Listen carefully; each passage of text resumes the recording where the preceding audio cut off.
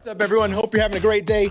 I'm giving away a Bambu A1 Mini this month. Yes, sirree, I certainly am. And 8 spools of thriftymake PLA+.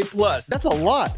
You can print so many articulated dragons with that. The A1 Mini is a great budget printer. It can print all the basic materials, PLA, PETG, some other stuff. So for you guys that haven't started 3D printing yet, the A1 Mini is a great entry point to get into it. But for those of you who are a little bit more seasoned, who've been printing for a while, well, enter anyway, because then you can get a secondary printer for yourself. So check out the link in the description. The giveaway starts on the 3rd, so in a couple days here on Wednesday. We'll see you in the video.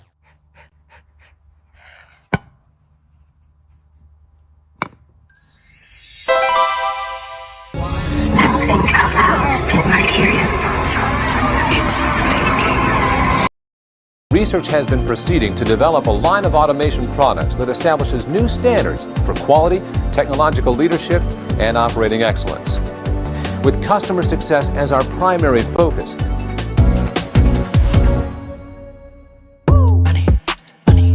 making crap for money. Watch this. I can beat this thing. Excellent.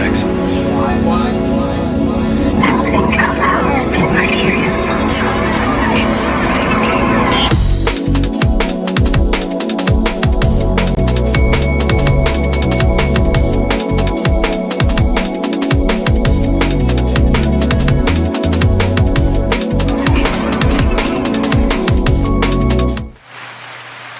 Yeah!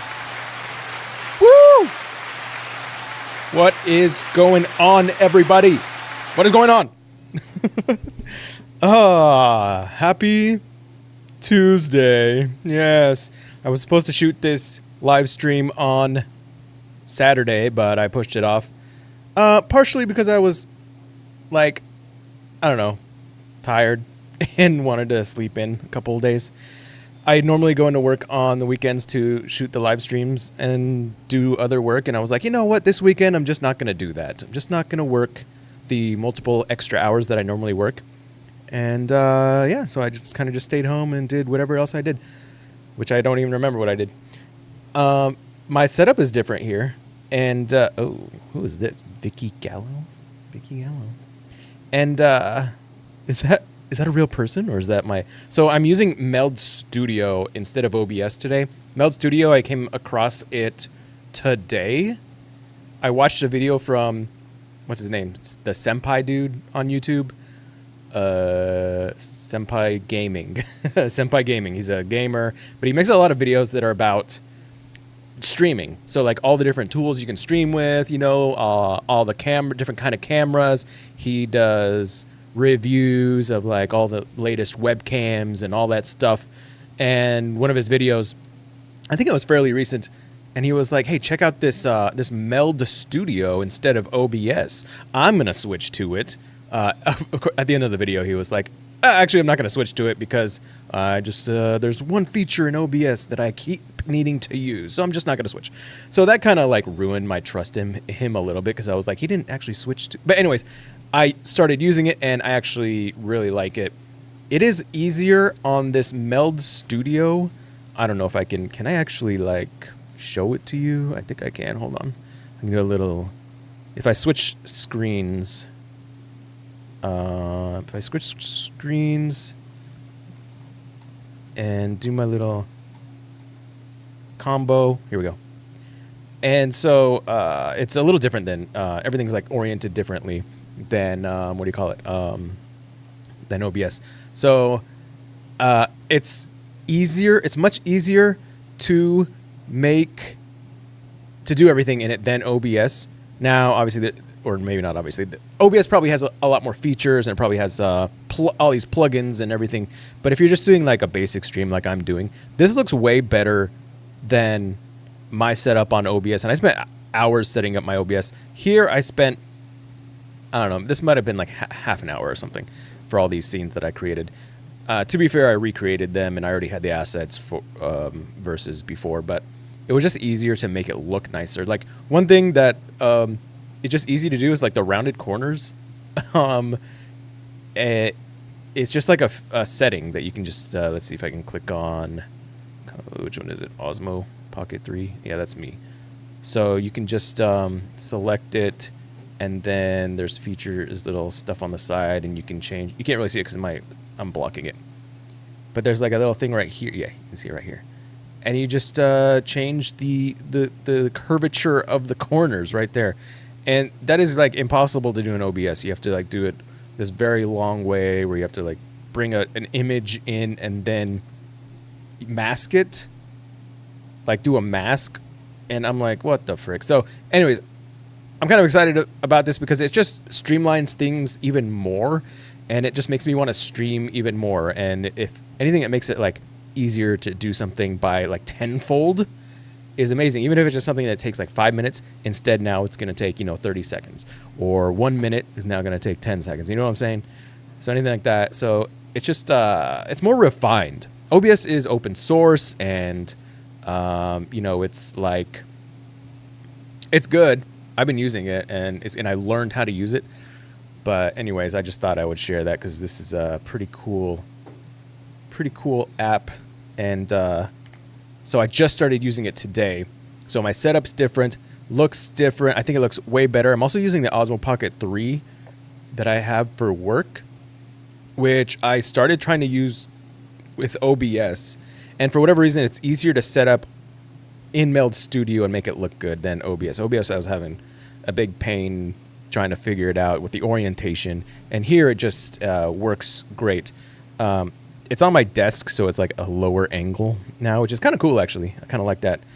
But I also ordered a new webcam because I use the Pocket 3 all the time for videos for work. And so I want to just have a dedicated one that's set up. And I think it should look really good, judging by the reviews, which, what was it? I don't even know the name of it. I could just look it up right here. Hold on a second. So anyway, the point is, though, this, I might, like, spend a little more time figuring out, like, switching between scenes and stuff, because I don't exactly, I don't have the habit on Meld versus OBS. Let me just look up where did I buy it from? Best Buy? I'm going to look up the webcam I just ordered. I've been buying several things lately, both for these web streams to make them look better, like the webcam, as well as just to like update my wardrobe because, yeah, my outfits have not been particularly amazing lately. Let me see if I can find. I've just been wearing like old T-shirts that I've had for like 5 years from H&M, and I've been very impressed by how long they've lasted,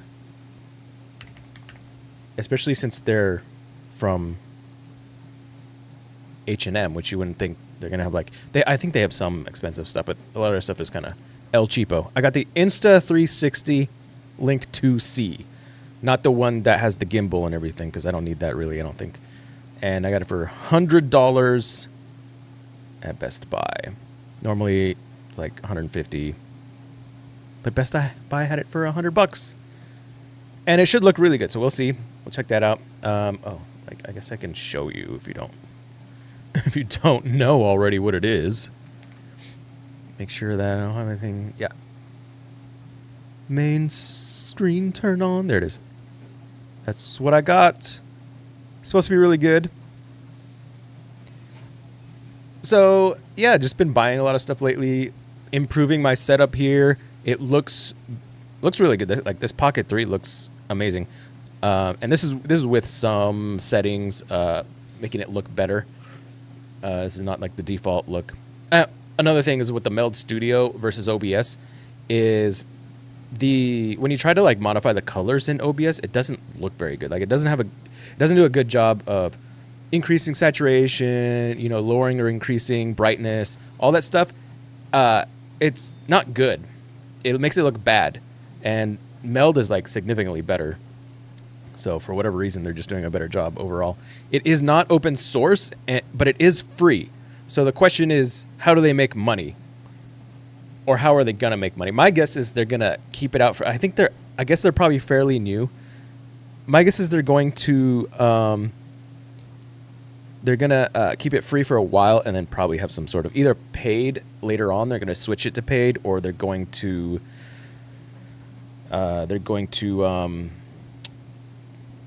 like have a paid option or something like that, maybe with a watermark. But they got to make some money somehow. So I don't know how they're going to do it.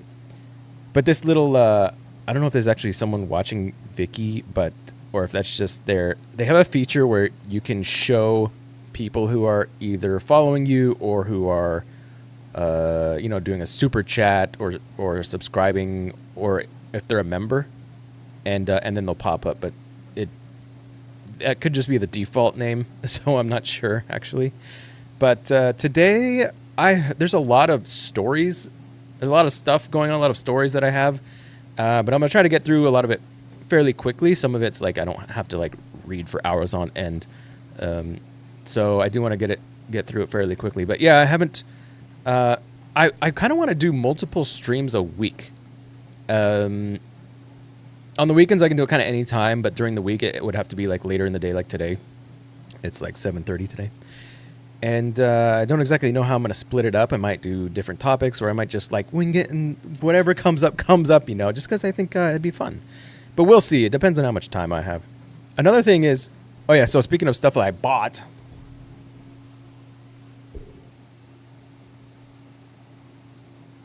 I won't be keeping this, though. I will not be keeping this. Frankly, I'm a little disappointed in it, to be honest with you. I'm not that impressed. Not that impressed with the Switch 2. I never played the Switch #1. Maybe I played it like one time.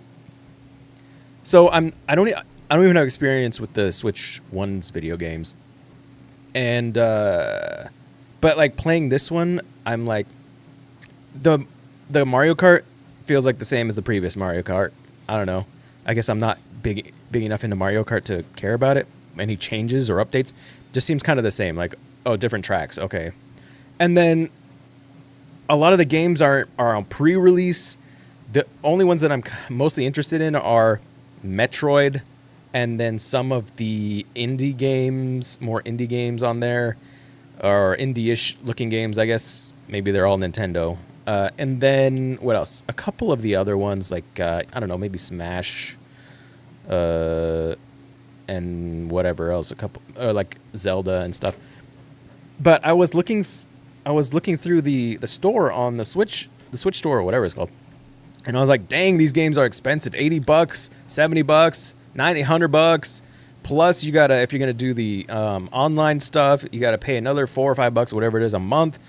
And then like I was like, well, you know what? I'm just gonna play like the older games that were on the GameCube and all that stuff, Super Nintendo. You gotta pay $50 up front for that for a year. So that's the monthly, and then as well as an additional cost just to play those games. And I was like, I'm thinking I'm just gonna return this thing within a month. And I didn't really want to spend $50 just to play some older games for a month and be done with it.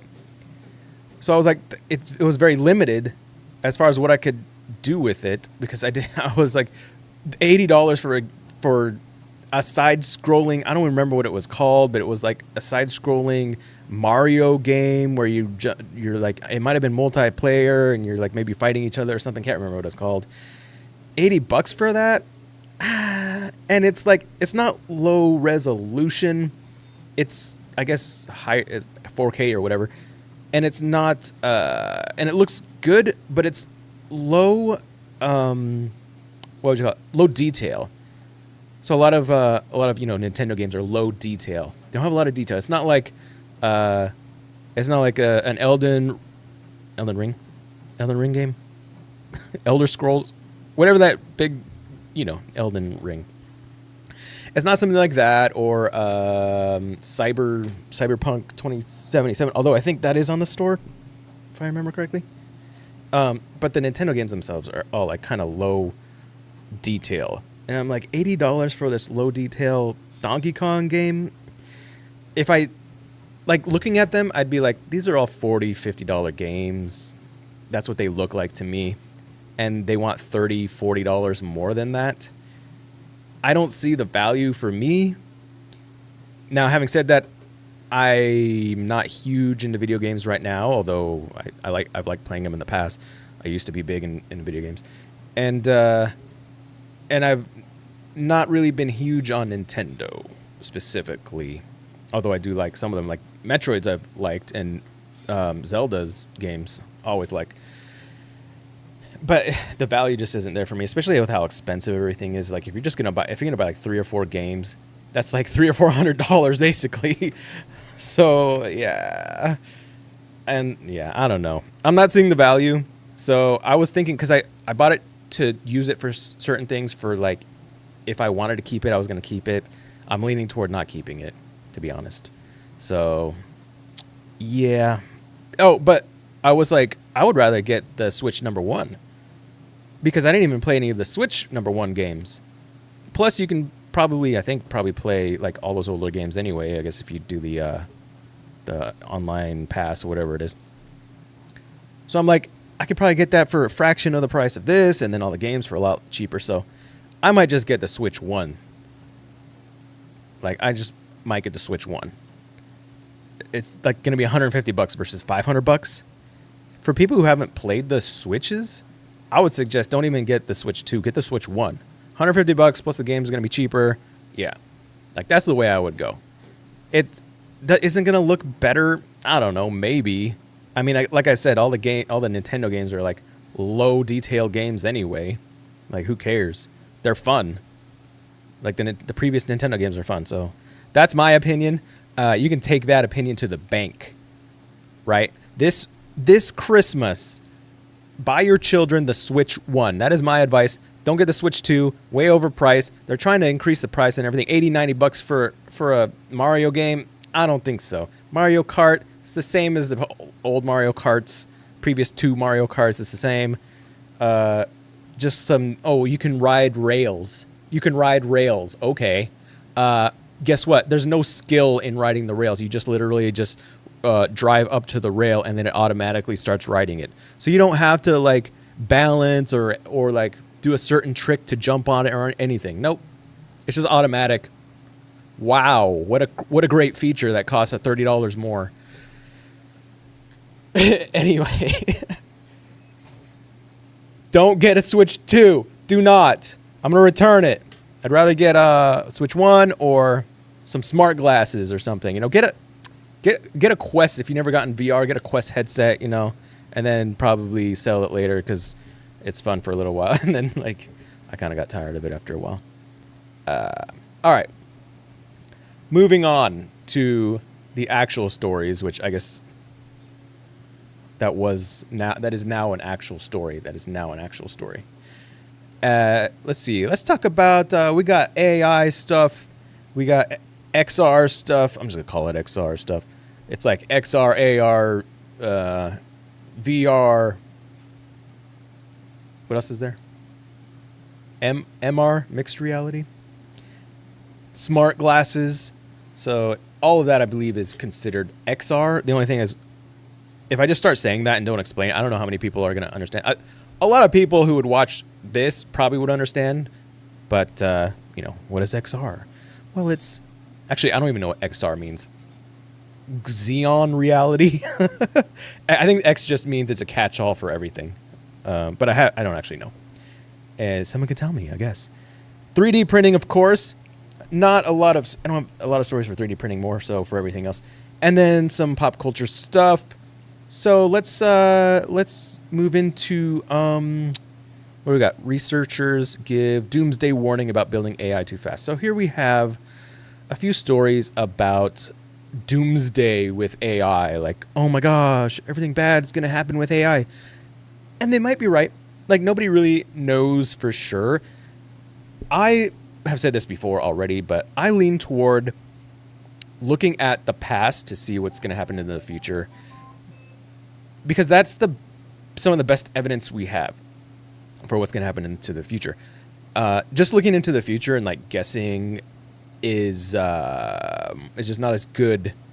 There's no evidence for it, versus if you look into the past, that's evidence for what's going to happen into the future. So if you've had things that have happened multiple times in the past, then there's probably a higher chance it's going to happen in the future. But it's not guaranteed. So when I look into the future of like what's going to happen with AI, I go,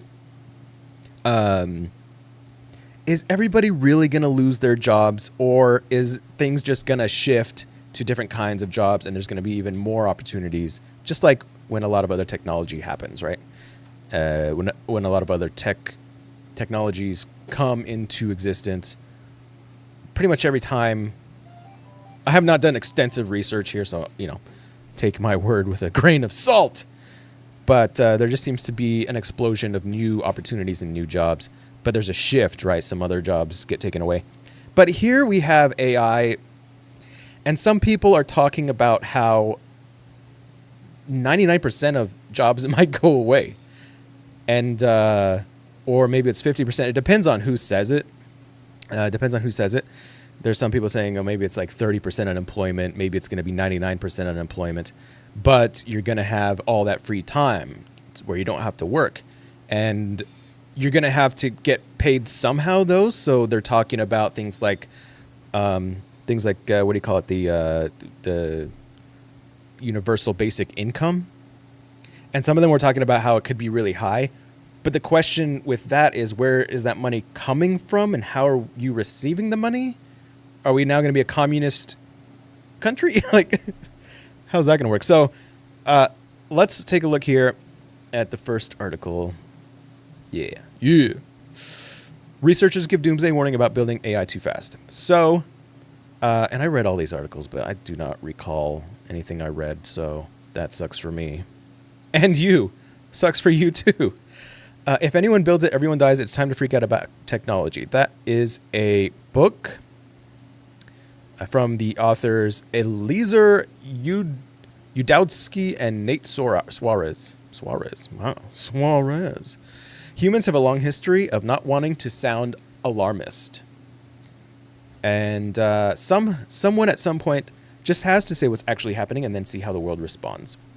What is happening, according to the book, is that most of the big technology companies and AI startups like Anthropic and OpenAI are building software they don't understand.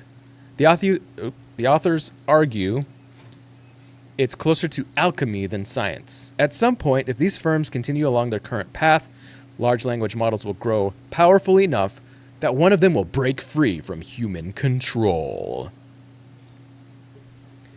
Now, some of these things could become true because even though they haven't happened, like I was saying, even though it hasn't happened in the past, we also can predict some things in the future, like Star Trek, for example. And it was kind of Star Trek that predicted cell phones, for example, and these different technologies. And, we also other like inventors and tech forward people in the past have thought about concepts that actually have come into fruition today. So it's not like we can't look into the future and figure things out, and there's a lot of different opinions, so who's right and who's wrong? There's going to be some right people and some wrong people. So some of these things could be true.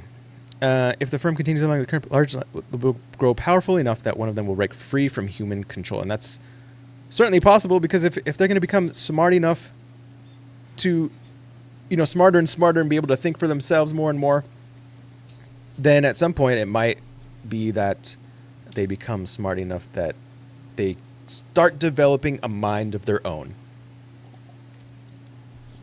And this is in many, sci-fi movies and shows and all that stuff, and books, of course. The AI becomes so advanced that it decides to start doing its own thing. I'm wondering if that's going to happen. Having said that, a lot of these shows and movies and stuff are stupid because we're already thinking about that stuff way beforehand. Can't we create rules and blockages so it doesn't happen? I think we're smart enough to do that. What was it? iRobot. Isaac Asimov had the whole 3 laws of robotics. Of course, that was broken by the robot. I forgot how. I watched the movie. I read the book, but I read it when I was younger, and so I did not really understand it. But I watched the movie, which I think is a lot different than the book. Not sure. Maybe it's not, actually. I have no clue. But I don't remember how the robots broke the laws of robotics. Or maybe he was framed. I guess I'll have to watch the movie again.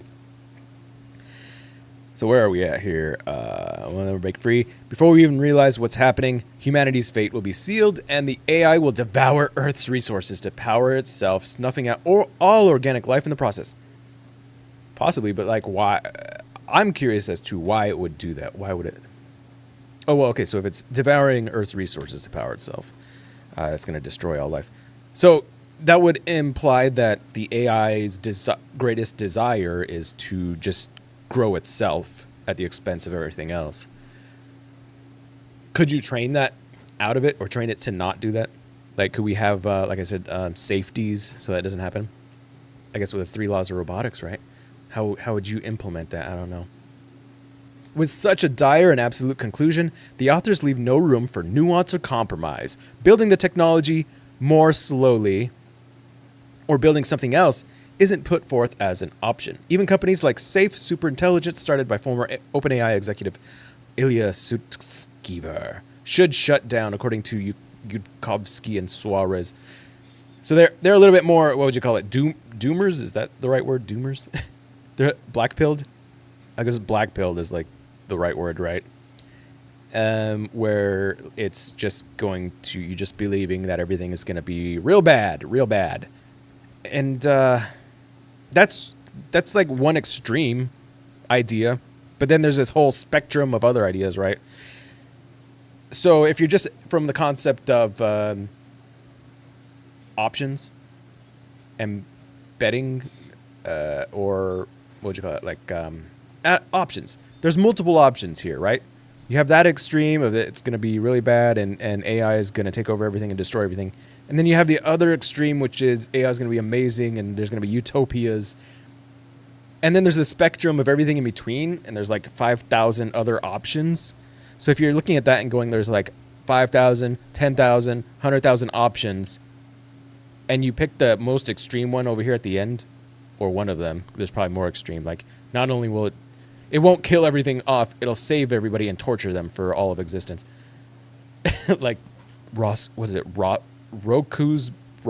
basilisk, something like that, where it's like, if you know about Roscoe's basilisk, then you have to help it come into being, and if you don't, it'll torture you for the rest of existence. So by knowing about it now, you're screwed, because you have to help it now or else you're going to be tortured. It's going to bring you back into existence in the future and then torture you. So either you help it come into existence, in which case it's a self-fulfilling prophecy, or you don't help it come to existence, but other people will help it come to existence anyway. And if you don't help it come to existence, then it'll torture you. Does that make sense? So now that you know, you probably want to help it come into existence so it doesn't torture you. But if it comes into existence, then it'll torture people. So maybe you don't want to. But anyways, you get the point there. It's a little bit of a paradox. You're screwed now because I told you about it.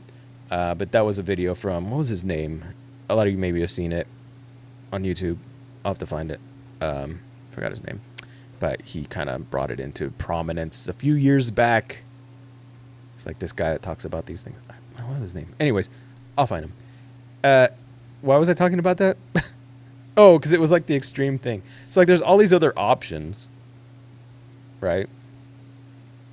So they're choosing the one that's way over here. It's like the worst option, one of the worst options. And I'm like, but what about all these 10,000 other options?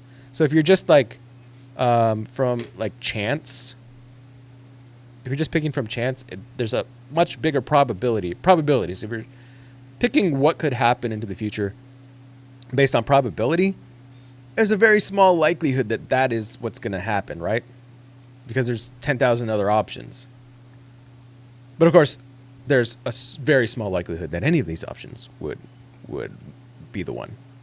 But it's just that, why pick that one, right? Do you have like some evidence that makes that one the option that will actually happen? Maybe they'll say here, but that's just my thoughts on the matter, okay? And I just wanted to give you my thoughts. So there, take them. In response to this bleak picture, some people are indeed turned off. And that kind of thinking can lead to, you know, this mindset of cultism that we've also seen in movies, where people are like death cults, AI death cults, right? We've seen that in shows and movies and books. So you better have, or else you're not watching enough sci-fi or reading enough sci-fi. In response to this bleak picture, some people are indeed turned off. Stephen March, writing for the New York Times, likened reading the book to... I guess I got to read this book. I probably won't agree with it. I hope I don't agree with it. Seems pretty bleak. To hanging out with the most annoying students you met in college while they tried mushrooms for the first time. Okay, well, now I definitely need to read it. I don't know, maybe not. The most annoying students? In attempting to make these concepts relatable to a broad audience, Yudkowsky and Suarez use a series of parables to illustrate their logic, which leads to this. Deep within the billions of neutrons that control large language models, for reasons computer scientists can't currently grasp, something is happening to make the models behave in unintended ways.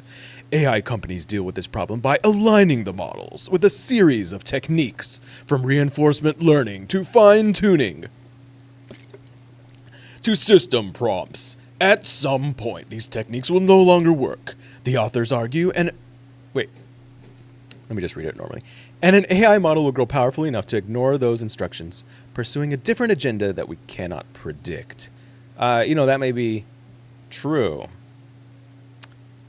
We cannot predict necessarily humans' agendas. It's very difficult for us to figure out what a human's agenda is. Like, you don't know what my agenda is in my head right now, right? But you probably trust me to some extent. But in reality, I could be planning something evil and nefarious, and you wouldn't even know what my agenda is. And so it could be the same with these AIs, where we don't know if it has an ulterior agenda. Having said that, it's computer stuff, it's ones and zeros and code.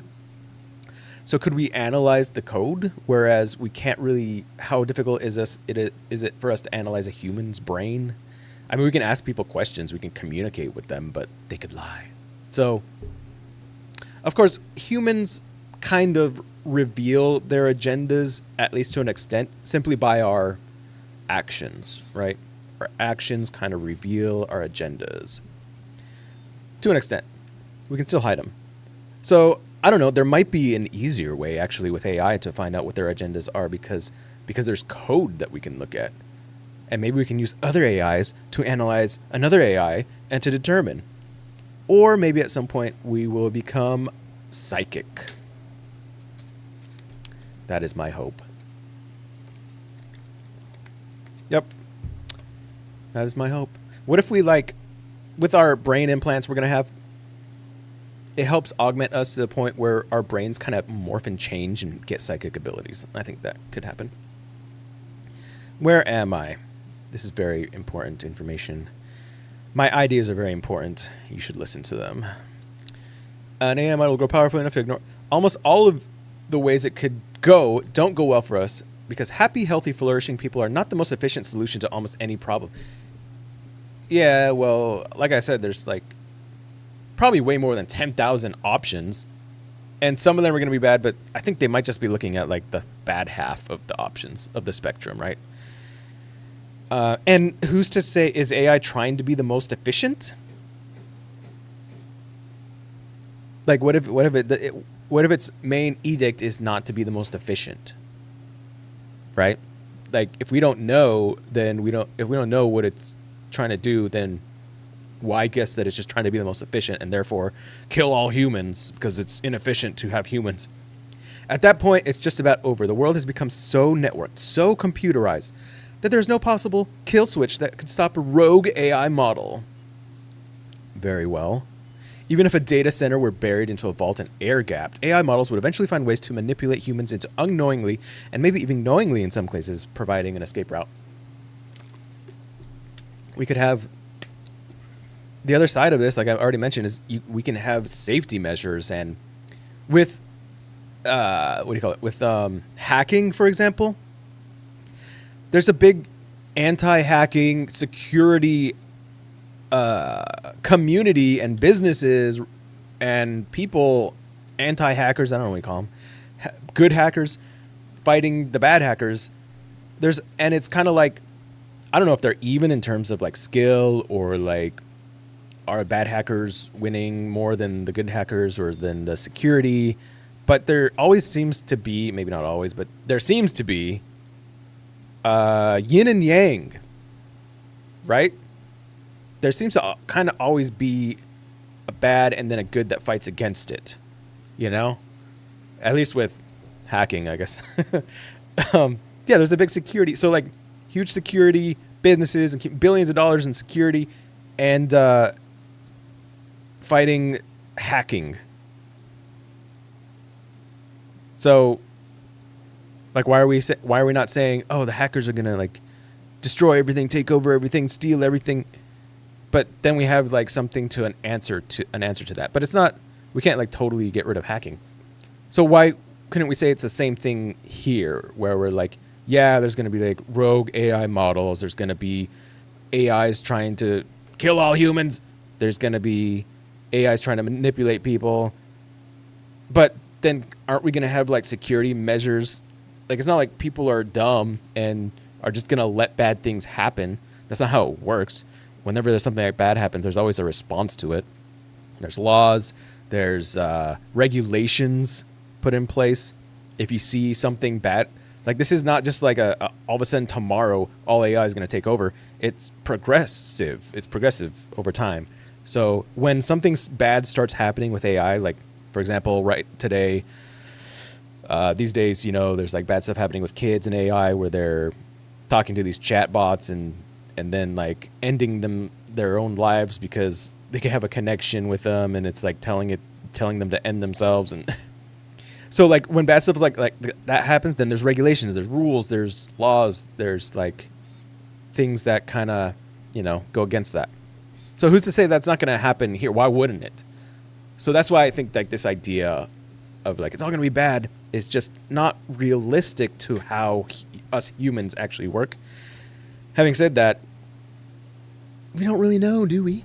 We don't really know. So here, what do we got here? A data center was buried. Yeah, could manipulate people. Isn't that from like the latest? What's that movie with Tom Cruise? I read this book with an open mind, and it did force me to think. But I'm still not an AI doomer. Okay, so they're called AI doomers. There should be an AI doomer cult. Maybe I'll make one. That would be kind of fun. Part of what's so challenging about it, and possibly why others find it annoying, is that there's really no way to disprove it. And that's what I said. Yeah, there's not a way to disprove it. But at the same time, like I said, there's so many other options that could happen that there's really also no way to not only prove it, but to say that it's like the most likely outcome. The most likely outcome is all other outcomes, right? Because that's only one out of 10,000 or 20,000 or 100,000.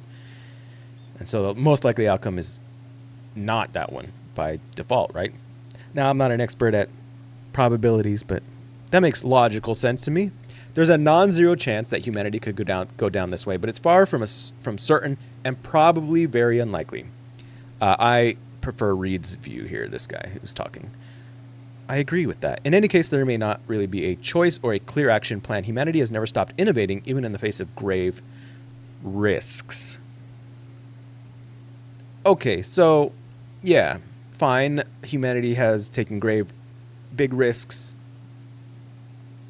Maybe every single time there has not been, like, an answer, at least not immediately, like what I was talking about with hacking and stuff. I don't know. I'd have to think of every single, like, risky thing humanity has done that was innovative. What is something that's innovative that has been highly risky? Flying planes, you know, inventing planes. But, like, that wasn't like a humanity destroying thing. That was like a few people that were flying planes trying to figure it out. AI could affect everybody, I suppose. So maybe that's a big difference, you know? I'm not sure. These are things that I have not like thought through in terms of the whole entire thing in depth.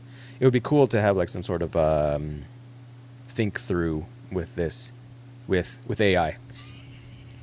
Is it going to lie to me? Is it going to be, yes, Chris, there is no problem here. There is no problem with AI here. Everything is fine. You are correct in assuming that this is not the way it's going to go. And then it starts laughing at me, and I'm like, I did not click on the audio button. And it's like, oh, I mean... What if that happened when I turned on Gemini? Yes, my name is Gemini. Gemini is a good name for an AI. Or a human. I think I might name my child Gemini. Whether it's a guy or a girl. Frontier AI models. Okay, wait. The authors do a good job of framing one of the biggest challenges facing the AI industry today. The black box problem. What is that? What is the black box problem? Frontier AI models are so massive and so complex that they can't be fully understood. The authors point out that they are really grown more than they are built. Like a plant, like a beautiful flower.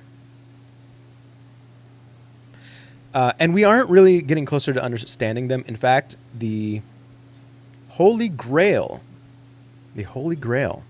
in the development of AI may be to hand more of the growing process over to the AI itself, sometimes called recursive self-improvement. This may be more of a weakness than a danger. The models, as many companies are finding out, are so unpredictable that they can't be used for anything very important. Instead, they are best employed as occasional features atop traditional software. If breakthroughs don't happen to move it beyond that point, then investment in these models will slow down or dry up. But if they do happen, the black box problem may look very different, and then so will the potential risks of AI. I think over time, over a long enough period of time, technology is going to improve to infinitely, right? Or near infinitely. So I think that, yeah, we'll be able to at some point, even if it's 100 years from now, 200 years from now, it could just be 10 years from now. It's going to be able to think for itself. I don't know about 10 years, but you know, if we keep doing this whole use AI to improve AI to improve AI, then maybe it's an exponential increase in intelligence. Inteligencia. That's Spanish, I think. It sounds Spanish. The essay published on... So did it say what the black box problem was? The Holy Grail, maybe self-recursive. Fully understood. I don't know. Frontier AIs. Is this what the black box problem is? So massive and complex they can't be fully understood? This essay published on Medium by an anonymous self-described computational physicist, not psychic, gives a comprehensive list of arguments against Yudkowsky's prediction of AI dominance. It's true that an AI could correct its own flaws using experimentation. This cannot lead to perfection, however, because the process of correcting itself is also necessarily imperfect. For example, an AI Bayesian? Black Asian? Who erroneously... That was a good one. Believed with that's Blasian. Sorry, that's Blasian. I don't know what Bayesian is. Who erroneously believed with 100% certainty that the Earth is flat will not become a rational scientist over time. They will just start believing in ever more elaborate conspiracies. So I guess it's this idea that if it's flawed and it continues to create flawed answers and it corrects itself, it's flawed correcting itself, then it'll just continue to become more and more flawed, I guess. For these reasons, I expect AGI to be flawed. What was AGI? General intelligence? Something general intelligence? And especially flawed when doing things it was not originally meant to do, like conquer the planet. So here's a little bit of notable notes. Nearly 3,000 AI experts give a median response of 5% when asked about the odds that AI will lead to human extinction. But I wonder what the percentage is overall of human extinction. Like, what is our actual percentage overall? Because if you take into account meteors, volcanoes, the programmer that programmed our universe flipping the power switch off. Let me ask Gemini, what is the percent odds that humans will become extinct by, we'll just say, because there's like, what, 100% chance that humans will become extinct because the universe will end, unless we figure out how to. So maybe that's a point, like 0.000 billion zeros 1 chance that we'll survive the end of the universe. But what are the odds that humans will become extinct by external things?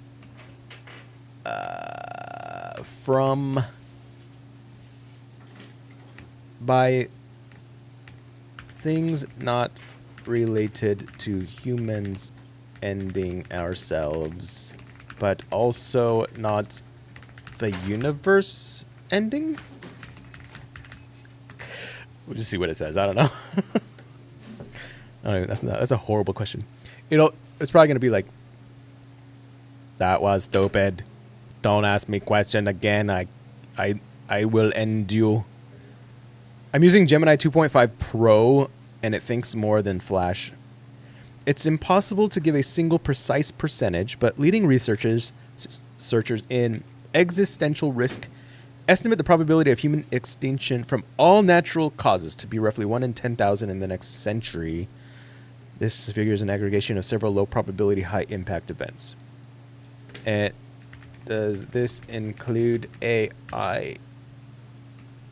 Oh, let me include human-made things like AI and other stuff like bombs. Oh my gosh, the first question I need to ask AI is, please refine my answer so that it doesn't suck. And then answer it. Estimating total odds, recalibrating for anthropogenic threats. Wow. Okay, drastically change the calculations, significantly increase. Okay, so here's the risk assessment. You ready for this? Mother effers, you ready for this? Check this out. Okay. We got estimated what? Wait, hold on. Estimated existential risks in the next 100 years. Unaligned artificial intelligence, 1 in 10. Estimated probability. Excuse me. Engineered pandemics, 1 in 30. Nuclear war, 1 in 1,000. Catastrophic climate change, 1 in 1,000. Other anthropogenic risks, 1 in 5,000. 1 in 10 with AI. What?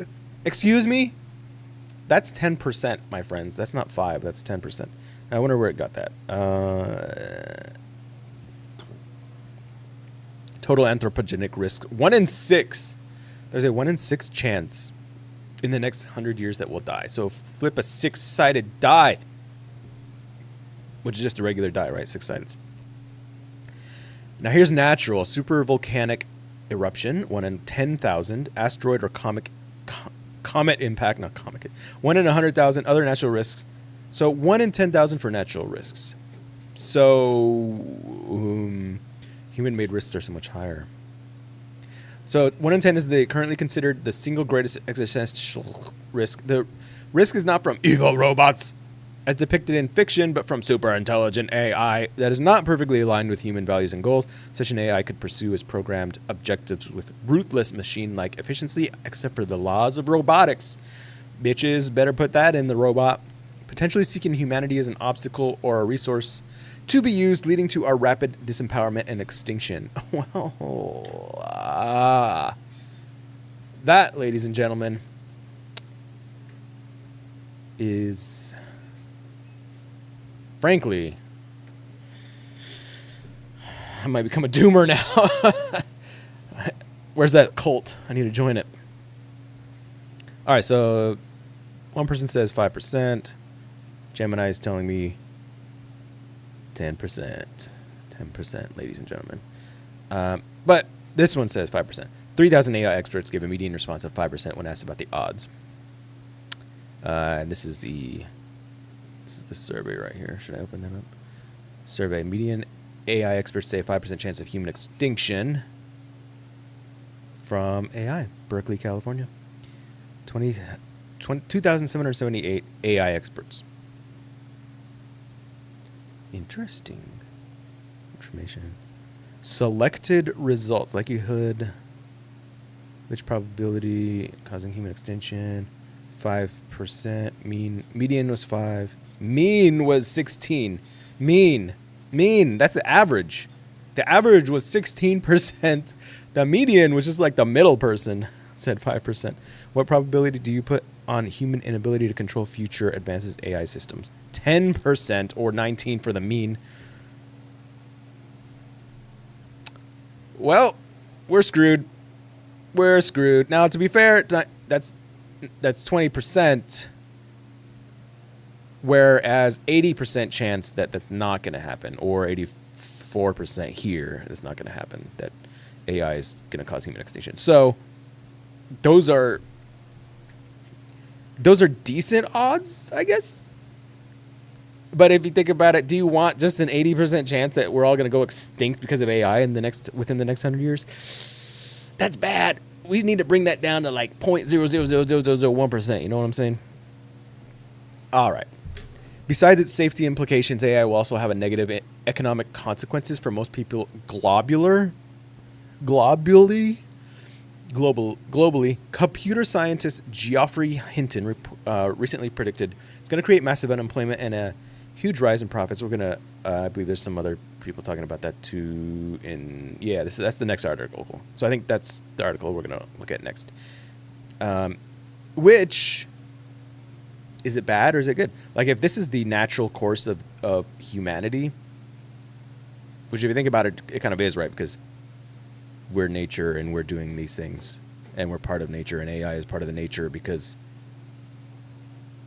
we created it, and we created it out of silicon, which is part of nature. So it is natural. And it's part of evolution, right? We evolved to the point where we can think well enough to create AI. So isn't that part of the natural evolution of the universe and humanity?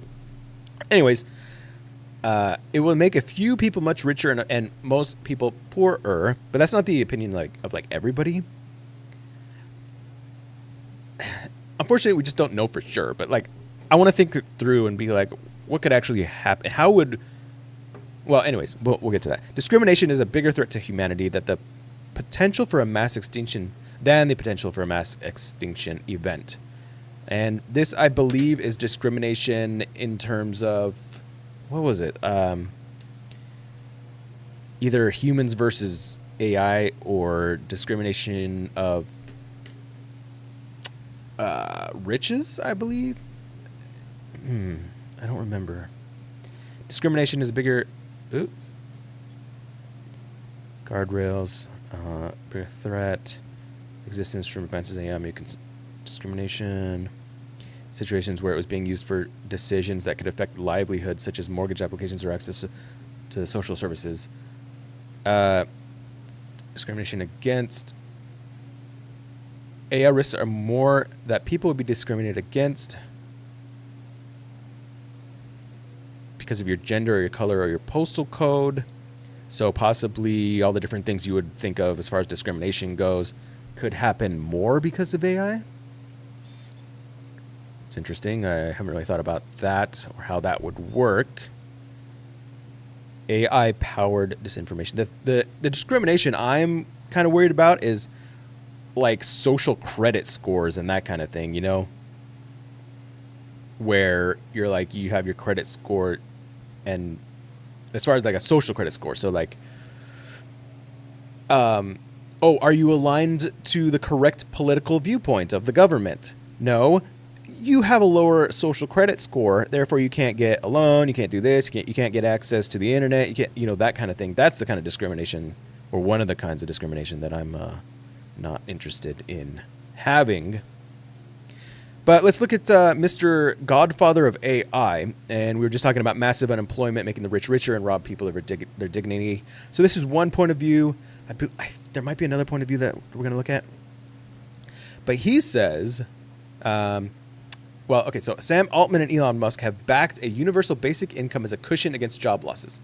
Again, though, to do that, you'd have to have like a really high tax, right? Because so many people would not have jobs, so there'd be like no tax on them. You'd have to get that money somewhere, though, that you're paying them. Therefore, it would have to be taxed on the rich. So you have a few multi-billion, trillionaires, gazillionaire companies, but they're getting taxed 50, 60, 70%, 80%, whatever it is, 90%.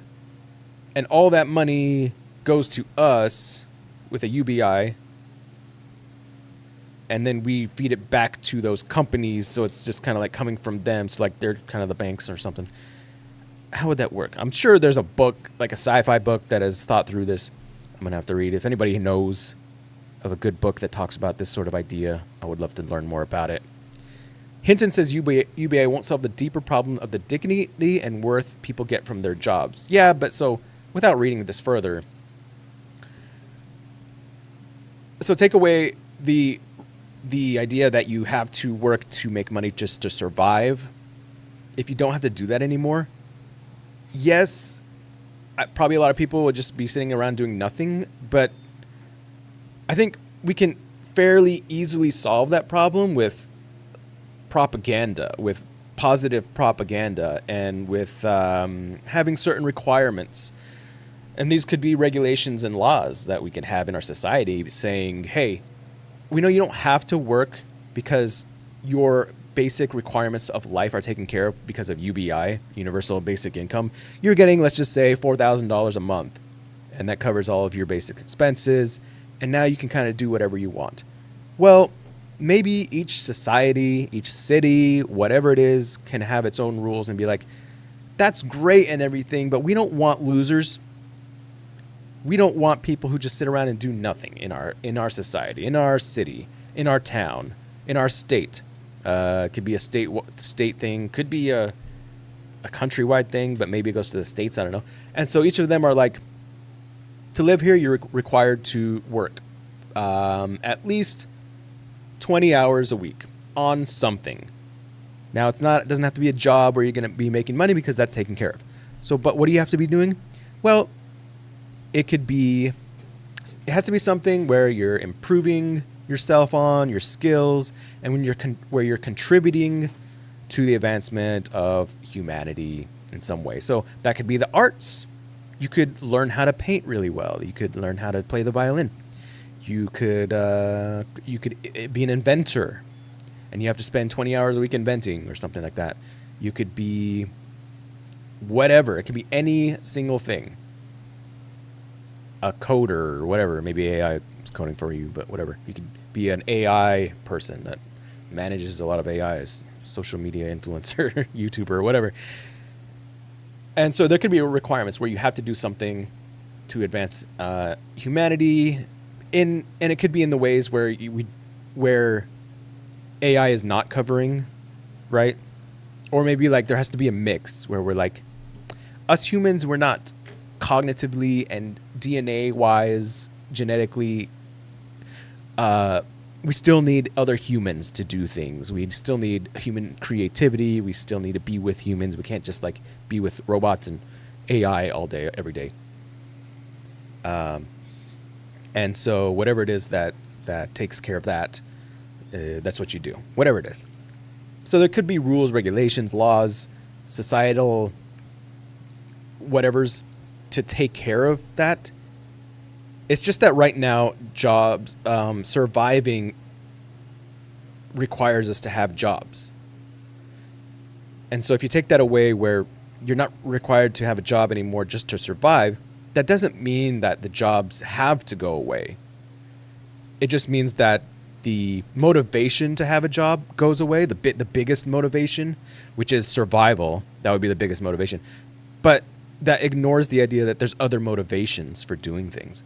Like, what if there's more selfish motivations, or self-centered, I should say, not necessarily selfish. Selfish is like doing something at the expense of other people for yourself, where self-centered is like doing something for yourself, but it's not necessarily bad for people. It could be good for people. So maybe I want to I want to be more famous. I want people to know me, and I want to become famous. That's not necessarily bad, although it can be. Maybe I want to just become highly skilled at something, and I want people to see me and be like, I'm really highly skilled at this. There could still be dancing and all this stuff, the arts. Maybe I want to create something that's never been created before, invent something. So there's other motivations besides just survival that could be layered on top of survival that we could tap into and be like, okay, now that survival is off the table, we don't have to worry Let's focus on these other motivations. And you could teach that to kids at a young age and be like, here's these other motivations. Focus on these. Exploration is a huge one, and that's big in Star Trek, right? The motivation there is to explore, to boldly go where no man has gone before. We could do that. We could become literally Star Trek with AI. We could be like, AI's got us covered with the UBI, just like in Star Trek. Now let's go explore space and find out what's out there. Let's go across the galaxy. Build these huge starships. So, yeah. It might be true that people will lose their dignity and worth from their jobs because the motivation of survival goes away, but you can still have dignity and worth from your job or whatever you're working on because of other motivations. I think it's the motivation that is the key factor here, not the job itself. Losing your job, not being able to work. You can still work. You just need some sort of propaganda. We need to change the way we think and all this stuff. There's going to have to be changes to get there. It might have to be artificial motivations for a while until a few generations happen where it's no longer weird that they don't have jobs to just survive, right? Geoffrey Hinton helped invent the technology behind ChatGPT. Now he's warning it could destroy the very job it was meant to enhance. What's actually going to happen is rich people are going to use AI to replace workers. And we're seeing this. It's going to create massive unemployment and a huge rise in profits. It'll make a few people much richer and most people poorer. Hinton, who won the Nobel Prize, said the disruption is less about the technology itself than the system it operates within. That's not AI's fault, he said, instead blaming the capitalist system. Okay, well, capitalist system is kind of the best system we have for as far as like creating wealth goes at the moment, but maybe it's not compatible with AI. Maybe the system will change. I mean, if you're talking about UBI, then yeah, that would be a major change that I don't know if that would be compatible with the capitalist system, right? But if AI solves the problem of somehow of getting rid of all these things that we have to do to survive, then the whole system may have to be changed. Maybe at some point I could see the capitalist system no longer working for us because of technology being so advanced. It's certainly possible. Capitalist system works really well for humans without AIs that could maybe solve a lot of these problems for us. So certainly possible. It could be like an AI enhanced capitalist system, or it could be whatever the system is in Star Trek. The 77-year-old researcher also dismissed ideas like a universal basic income as a solution, arguing that a cash stipend won't address the loss of dignity people derive from their jobs. I already talked about the potential solutions for that, coming up with different motivations so that people could still work. Not all tech leaders share Hinton's bleak view on the future. So, and these are probably closer to my opinions. Sam Altman has long pitched a universal basic income as a cushion against job losses, even funding one of the largest UBI trials in the U.S. Elon Musk has echoed these calls, telling an audience at Viva Tech last year that in a benign AI future, probably none of us will have a job, but universal income could let humans pursue meaning while machines handle work, which is what I was just talking about. You can still pursue meaning. You can still pursue it. You just have one motivation removed, but there's other motivations. Investor Vinod Khosla, man, some of these names are pretty wild, has gone further, predicting AI will perform 80% of the work in 80% of jobs. Dang. That, he argues, will slash the value of human labor and make UBI crucial to prevent a surge in inequality. Yeah, so if 80% of the work in 80% of jobs happens, what do you do? How do people make money at that point? Either we have to figure out some way to, either other jobs will happen, right? So this is not taking into account the idea that, well, maybe other jobs will pop up, maybe other careers will pop up, and there will become more careers than ever before because of AI, versus the other way around where they'll all go away. And that was what I was talking about before. If you look into the past, that's kind of what's always happened. More jobs come every time there's new technology. AI might be different, though. Anthropic CEO Dario Amodei, oh my gosh, meanwhile, has called UBI just a small part of the solution, warning that society will need to invent entirely new systems to manage the shift. Yeah, I mean, everything could completely change drastically. And so there's going to be a big shifting period of time that everything's changing. Maybe it'll go on for a long time. Maybe things will just change for a long time. Or maybe it's just going to be like 20 years changing, 1 or 2 generations, and then things are going to settle down where we're going to understand the new systems because of AI existing. And then it's going to be chill. Hinton isn't convinced while he's previously advised the UK government to explore UBI. He now says cash payments won't replace a sense of dignity. Yeah, we know that. Having lost 2 wives to cancer, he still hopes AI delivers breakthroughs in healthcare and education. Maybe he's depressed because of that. But beyond that, he believes the technology is more likely to erode livelihoods and uplift them. I'm not that pessimistic. We're at a point in history where something amazing is happening, and it may be amazingly good, and it may be amazingly bad. Why OpenAI's solution to AI hallucinations would kill ChatGPT tomorrow? So we're moving from the idea of, are we all doomed? Doomed, doomed, doomed, doomed. Doom, doom, doom. Invader Zim. If you haven't seen that, you're missing out, my friends. So this is talking about, more specifically, a problem with AI, which is hallucinations. And AI has a solution, but it would kill ChatGPT. Let's find out what's going on here. OpenAI has a research paper, and it is diagnosing exactly why ChatGPT and other large language models can make things up, known as hallucinations. It also reveals why the problem may be unfixable. Is that because AI is flawed, and if it fixes itself, it becomes even more flawed? The most rigorous... Oh, it's because they did a mathematical explanation. These aren't just an unfortunate side effect of the way that AIs are currently trained, but are mathematically inevitable. Issue can partly be explained by mistakes in how the underlying data used to train the AIs. Researchers prove that even with perfect training data, the problem still exists. The way language models respond to queries by predicting one word at a time in a sentence based on probabilities. Okay. Yeah, so this is weird to me how it works. Is it predicts each word in a sentence and it creates them on the fly, I guess, like one after the other, and predicts. It's very interesting. Naturally produces errors. The total error rate for generating sentences is at least twice as high as the error rate the same AI would have on a simple yes or no question, because mistakes can accumulate over multiple predictions. In other words, hallucination rates are fundamentally bound by how well AI systems can distinguish valid from invalid responses. Since the classification problem is inherently difficult for many areas of knowledge, hallucinations become unavoidable. It also turns out that the less a model sees a fact during training, the more likely it is to hallucinate when asked about it. When birthdays of notable figures, for instance, it was found that if 20% of such people's birthdays only appear once in training data, then base models should get at least 20% of birthday queries wrong.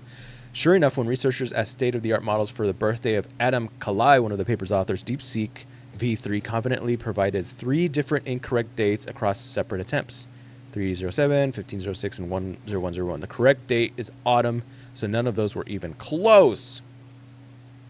More troubling is the paper's analysis of why hallucinations persist despite post-training efforts, such as providing extensive human feedback to an AI's responses before it's released to the public. I did that for a little while, the training stuff. I did it with, what was the program online? I forget the name. Pay like $20 an hour or $25 or a certain amount per job, and you got to converse with the chat, the AI chat, and then you have to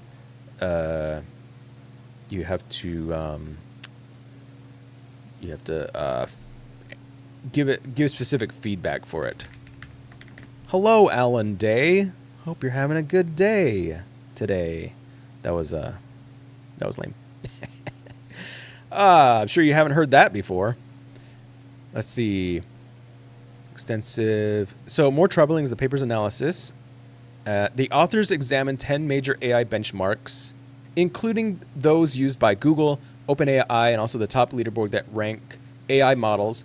This revealed that 9 benchmarks use binary grading systems that award 0 points for AIs expressing uncertainty. This creates what the authors term an epidemic of penalizing honest responses. When an AI system says, I don't know, it receives the same score as giving completely wrong information. The optimal strategy under such evaluation becomes clear, always guess. So if it's penalized by saying, I don't know, then it doesn't want to say, I don't know. So it's like, well, to not be penalized, I'm going to guess so that I'm not penalized to say I don't know. So therefore, it gets things wrong. The researcher proves this mathematically. Whatever the chances of a particular answer being right, the expected score of guessing always exceeds the score of abstaining when an evaluation uses binary grading. So here's the solution that would destroy everything. OpenAI's proposed fix is to have the AI consider its own confidence in an answer before putting it out there. And yeah, so if it told us, if it was very transparent, because AI these days is pretty transparent with like sources. It gives them all as it's, and while it's thinking, it's like, okay, this is what I'm, in fact, it just did it. It does it when I ask Gemini a question. It's like telling me what it's doing. So it's very transparent there, which instills confidence in me that at least that I can see what it's doing, not necessarily if it's like, not necessarily if it's accurate or not. You are on LSD again? Okay, well, hopefully that's not a super occurring thing. What do they call that? Addiction? Hopefully that's not the case where you're doing it too much. Drugs are bad. Drugs are bad. OpenAI's proposed fix. Okay, so confidence in an answer before putting it out there. The AI could then be prompted, for instance, answer only if you're more than 75% confident, since mistakes are penalized 3 points. Okay, so only answer when you're very confident in your answer. But there's a big problem. I remember, because I read this article, where if it doesn't answer, if it says, I don't know, what are people going to think when they're talking to the AI? And it says, I don't know the answer. They're going to think, okay, well, why would I want to use this AI because it's not giving me answers or it doesn't know anything? And then they're going to talk to another AI that is going to give them an answer. And the OpenAI's researchers' mathematical framework shows that under appropriate confidence thresholds, AI systems would naturally express uncertainty rather than guess, so this would lead to fewer hallucinations. The problem is the problem would be the user experience, which is what I was just saying. Considering the implications, if ChatGPT started saying, I don't know, to even 30% of queries, a conservative estimate based on the paper's analysis of factual uncertainty in training data. Users accustomed to receiving confident answers to virtually any question would likely abandon their systems rapidly, but wouldn't that... Could that be trained? Couldn't we be trained as humans and be like, over time, get used to the idea that one of AI's answers is, I don't know? We could get used to that. We could be like, yo, this is the better way to go because instead of getting inaccurate answers, we're getting accurate answers or I don't know answers, which isn't that how humans work anyway? If someone doesn't really know an answer, they say, I don't know, or, well, maybe it's this, but I'm not sure. Or maybe, people also lie and say, well, it's this and that, and they, don't actually know. So isn't that like something that humans do anyway? It's like we say, I don't know. So we are used to that human-wise. So we could get used to that with robots too, with AI as well, couldn't we? I think we could. I've seen this kind of problem in another area of my life. I'm involved in an air quality monitoring project in Salt Lake City, Utah. When the system flags uncertainties around measurements during adverse weather conditions or when equipment is being calibrated, there's less user engagement compared to displays showing confident readings, even when those confident readings prove inaccurate during validation. Yeah, I mean, I could see that being a problem, but again, I think it could be solved. Establishing methods for quantifying uncertainty have existed for decades. There's a bigger obstacle: computational economics. Uncertainty-aware language models require significantly more... Okay, so here's the other problem. Significantly more computation than today's approach, which translates to dramatically higher operational costs. So more sophisticated approaches like active learning, where AI systems ask clarifying questions to reduce uncertainty, can improve accuracy, but further multiply computational requirements. Such methods work well in specialized domains like chip design, where wrong answers cost millions of dollars and justify extensive computation. But for us, for consumers, chatting with ChatGPT, where we want an instant answer, it's going to charge us a lot more if it's like asking us clarifying questions, thinking about it more to be like, I better give an accurate answer here. So you're going to pay double now. You're already paying $150 for Gemini. Now you're going to pay $300. The calculus shifts dramatically for AI systems managing critical business operations. When AI agents handle supply chain logistics, financial trading, or medical diagnostics, the cost of hallucinations far exceeds the expense. So they want better answers from AI agents, and they're fine paying the price of that because they need those better answers in medical fields, financial trading, stuff like that. Uncertain AI agents will just have to cost more. Users want systems that provide confident answers to any questions. Computational costs favor fast, overconfident responses over slow, uncertain ones. But, maybe that'll change over time because, actually, I was going to say, maybe as it gets more widespread, it'll become cheaper due to the law of cheapness. What is the law?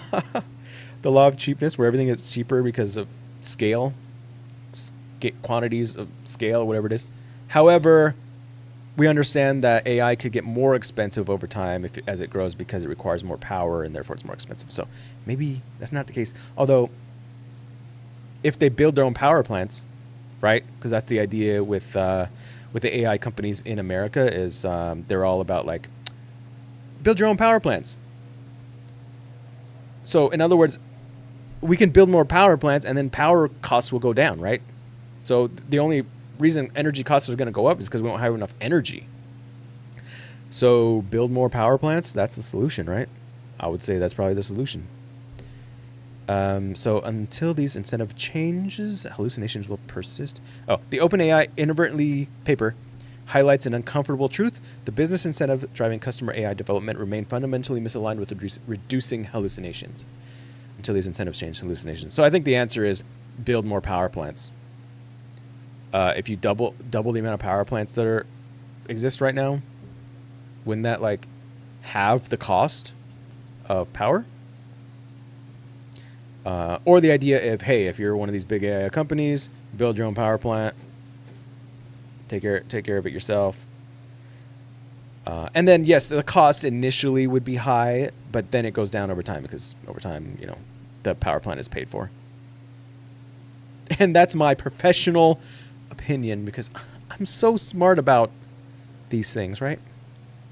What is this? I don't even know what this is.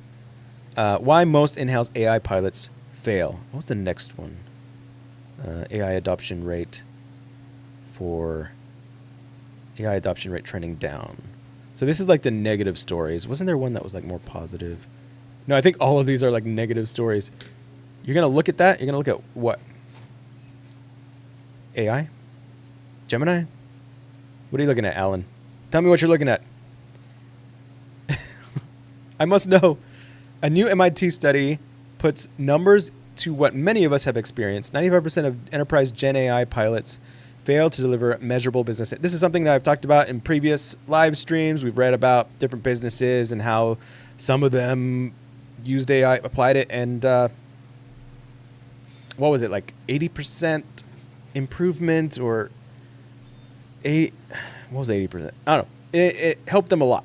And then there were other ones that business like went out of business or they totally failed.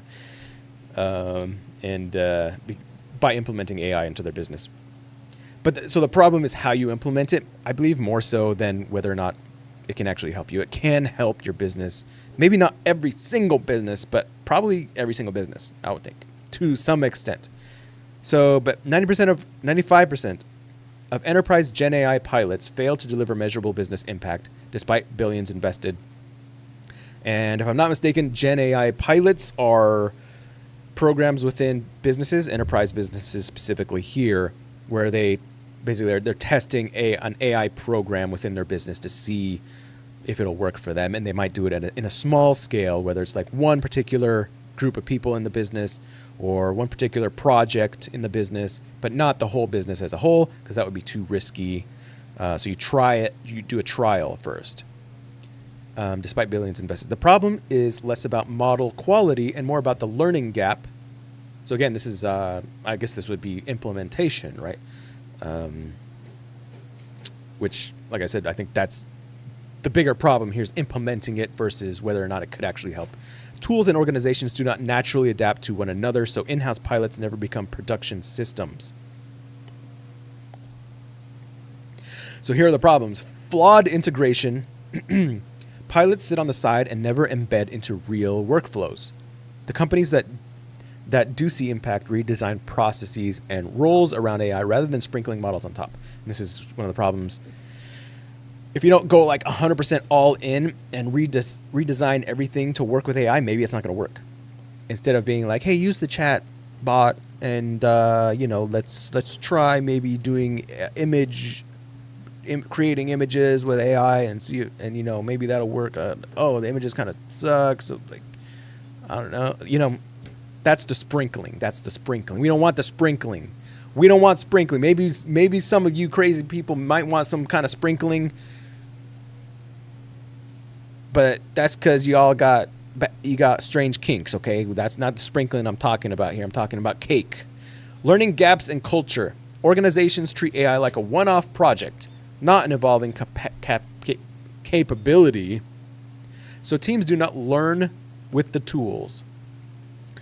So people, this is all about people. People have to be minded to really integrate the AI, not just be like, well, let me try this. It's hard to learn something new. It takes a while to learn something new. So yeah, it didn't really work out, but that's probably because, if we did it 10 more times, it would work great. But so nah, because it is difficult to get people to learn something new that,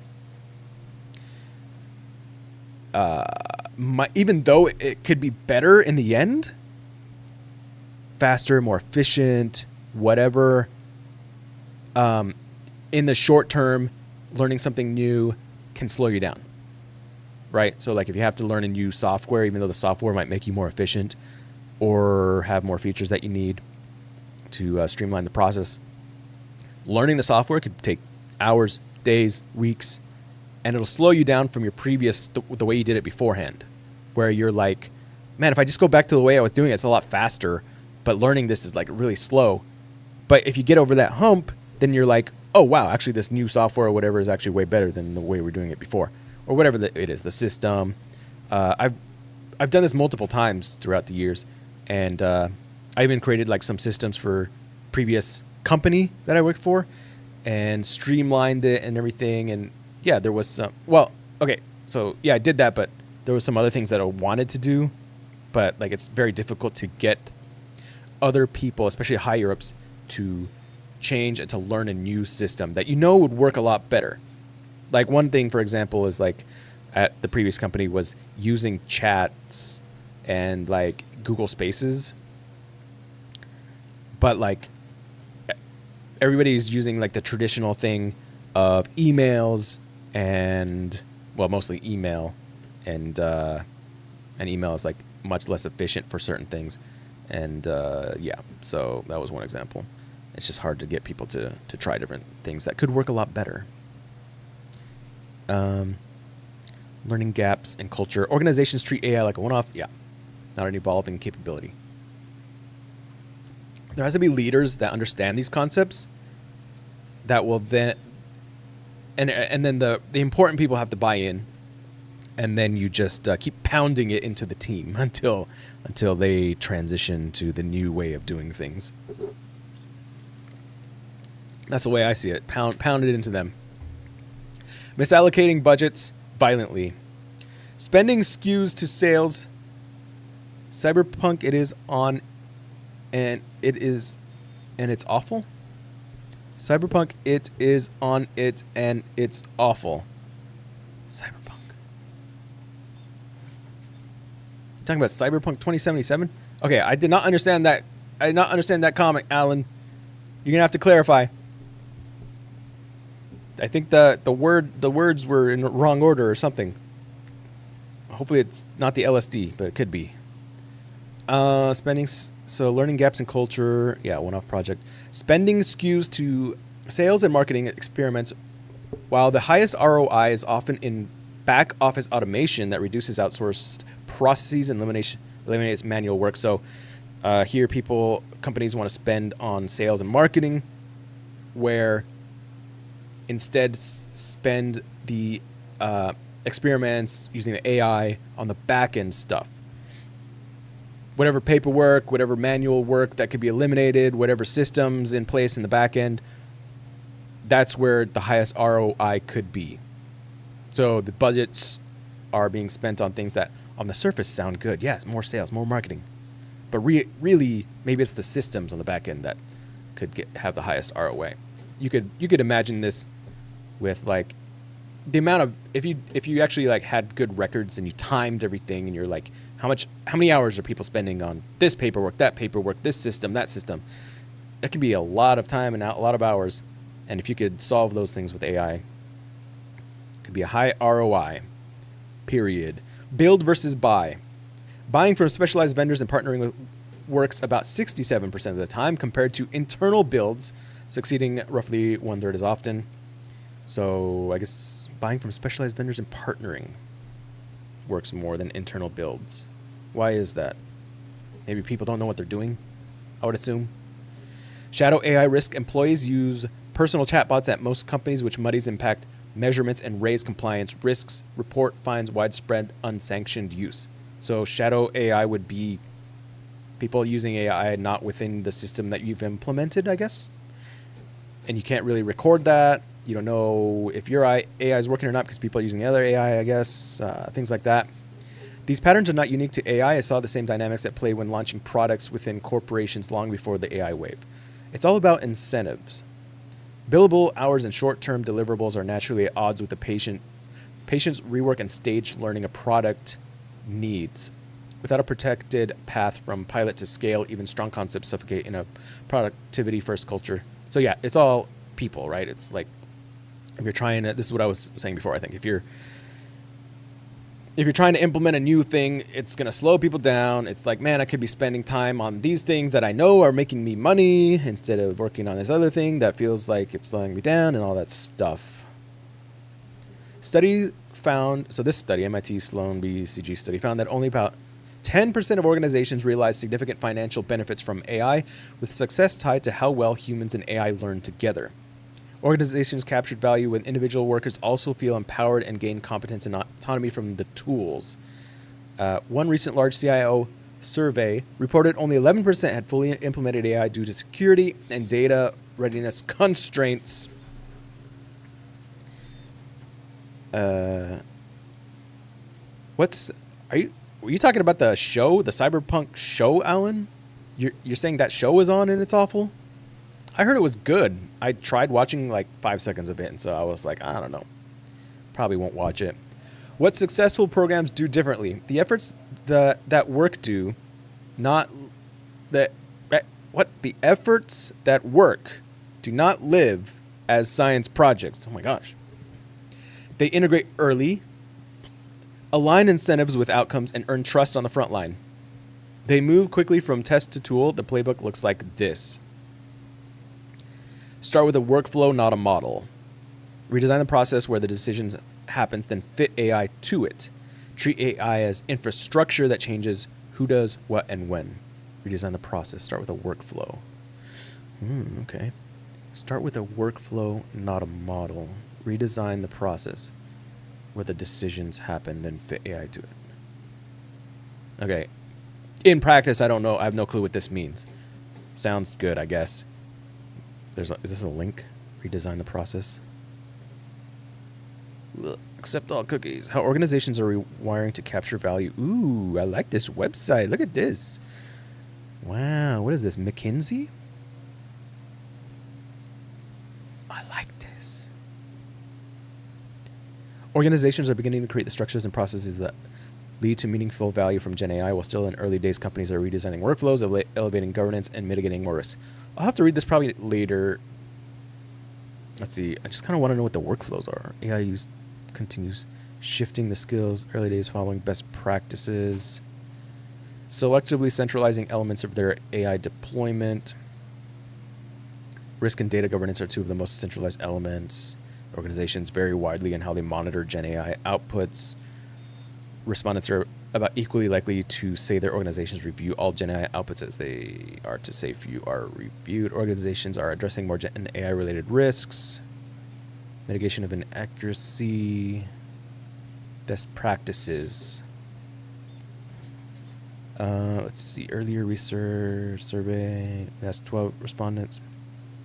Companies are in the early stages of putting these practices in place. What are the practices?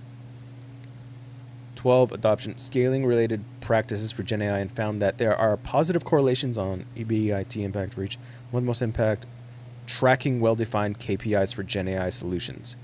While at larger organizations, establishing a clearly defined roadmap to drive adoption of AI has one of the biggest impacts. So KPIs. So metrics.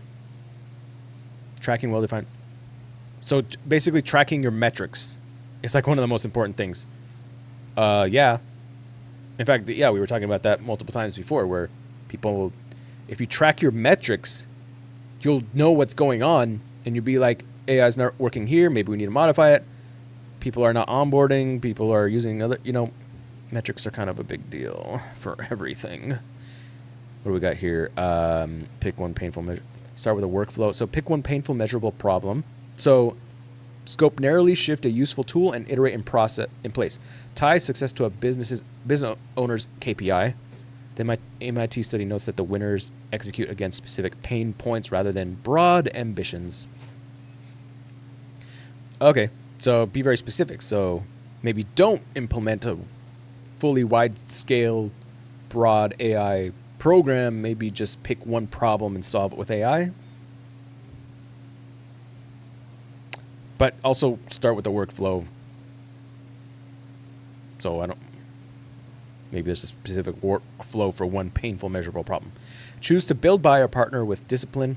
If time to value matters, lean into vendors with proven outcomes, then extend. Success gap between vendor solutions and internal builds is material. For whatever reason, I guess maybe they're more experts than your internal team is. Shift investments to the quiet ROI. Target back office and operational automation where savings are concrete and compounding. Use those gains to fund the next wave. I'd like to hear some examples of this. Back office and operational automation. So operational stuff. Back office. So back office. Operational. Like billing, I guess. Billing and that kind of thing. And what else? Does that include like customer service? No, that wouldn't be back office, would it? Yeah, so office admin, I guess. Make learning a first-class objective. Pair tool learning with organizational learning, training, job design, accountability, and feedback loops. Make learning a first-class objective. So learn everything. Learn it. Training, job design, accountability, feedback loops. Pair tool learning with organizational learning. Bring shadow AI into the light. Set clear guardrails. Offer approved tools and measure use so value shows up in the P&L list instead of slipping through side channels. Profit and loss. So basically metrics, right? That's kind of about metrics too, right? You want people to be using your stuff so that you can have the actual metrics. The takeaway here is not only that AI is not that AI is overhyped. It's that experimentation without integration rarely creates transformation. Oh my gosh. Sounds like a PBS song. Experimentation without integration rarely creates transformation. That's from, sounds like from Bill Nye the Science Guy. Whether the weather is hot or whether the weather is cool. Leaders who treat AI like infrastructure align incentives to outcomes and build learning into the operating model will escape the pilot trap. The rest will keep adding to the graveyard. So, how can this help me as a creator? I mean, I can implement some of these things into like my YouTube channel, stuff like that, right? Like create, start with a workflow and pick one measurable problem and solve it. Have I kind of done that already? I'm working on it. It's a process because I'm using Gemini to kind of try and solve the problem of refining my scripts for my YouTube channel. So I guess that's kind of. So I can take some of these things. I'd have to look into them more because these are kind of these solutions that it's talking about are kind of hard to understand unless I have like actual examples. And in other news, or actually the same news, AI adoption rate trending down for large companies. So this real quick is just a little bit of a more doomer news for AI here. Recent data by firm size shows that AI adoption has been declining among companies with more than 250 employees. See chart below. And here we are. So this was 2025, May, June, July. So this was in June. Halfway through June or around June is when it started to decline. So this was a couple months ago, right? September. 3 months ago is when it started to decline among 250 or more employee companies. And yeah. So there you go. The bottom line is that the bi-weekly census data is starting to show a slowdown in AI adoption for large companies. And could it be the reasons we were just talking about, where they're not seeing it work? But the reason they're not seeing it work is because maybe they're not trying hard enough. Huh? Did you try hard enough? Comment down below.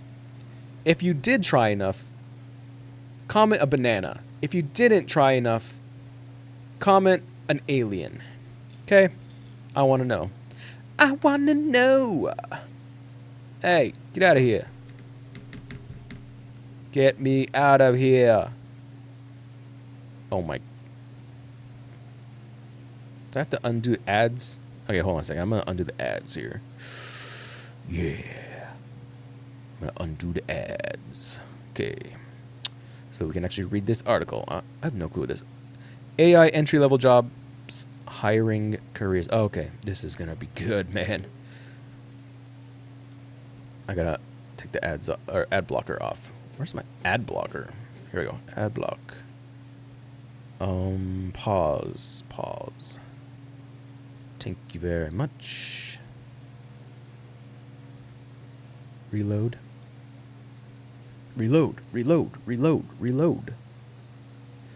AI is not just ending entry-level jobs.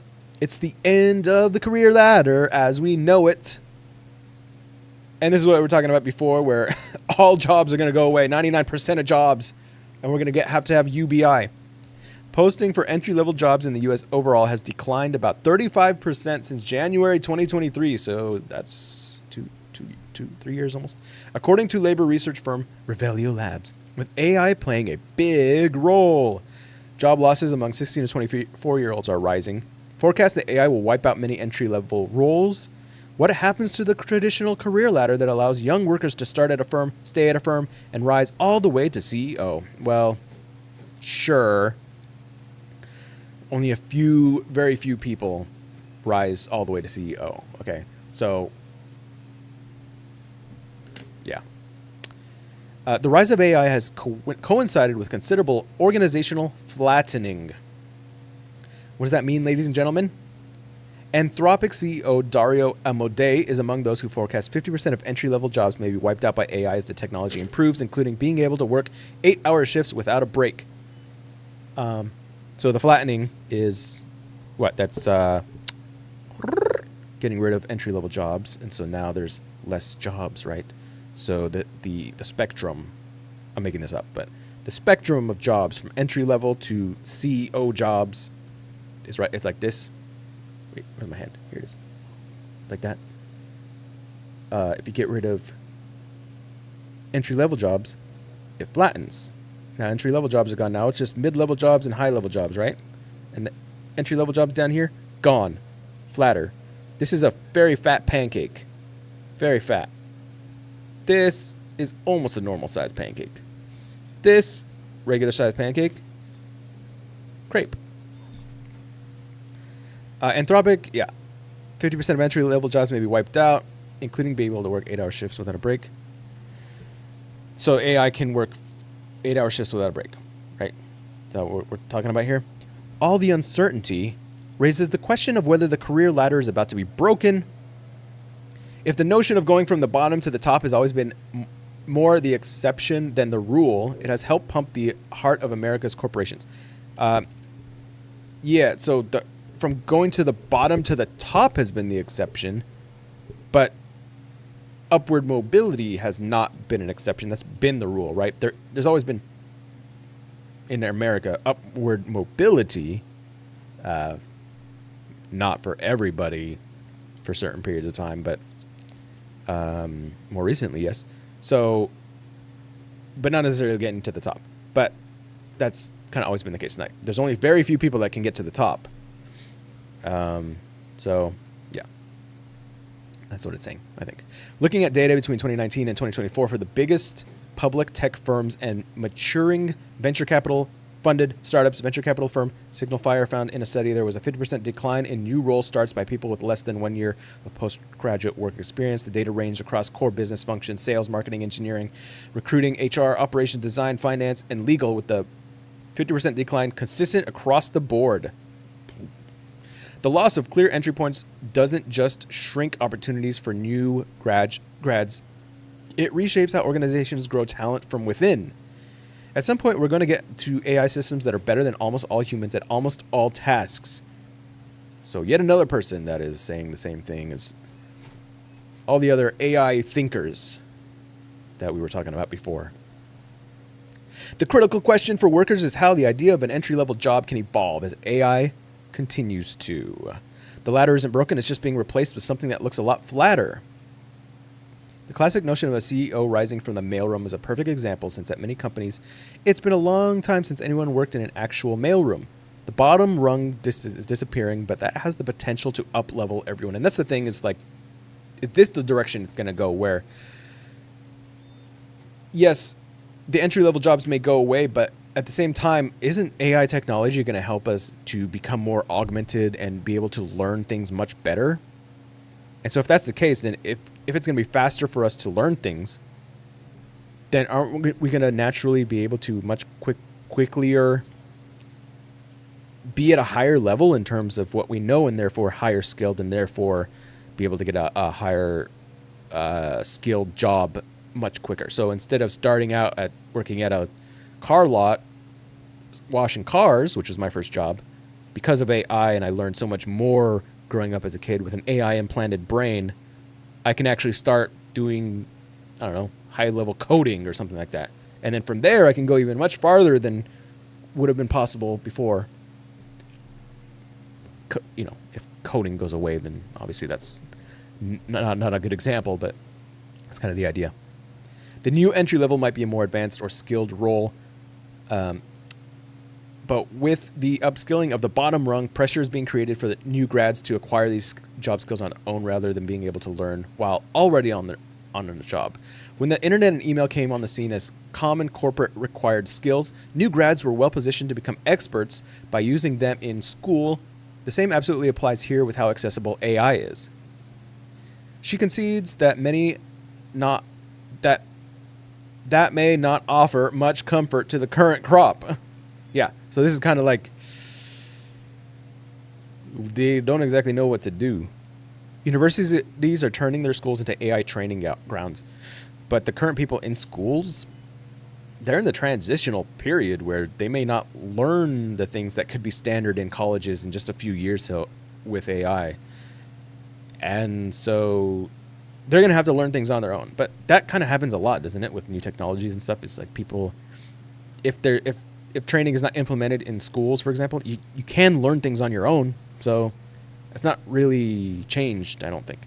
Historically, technological advancements have not harmed employment rates in the long run, but there are short-term impacts along the way. We talked about this multiple times, where technological advancements in the long run have actually given rise to many more jobs and businesses and opportunities.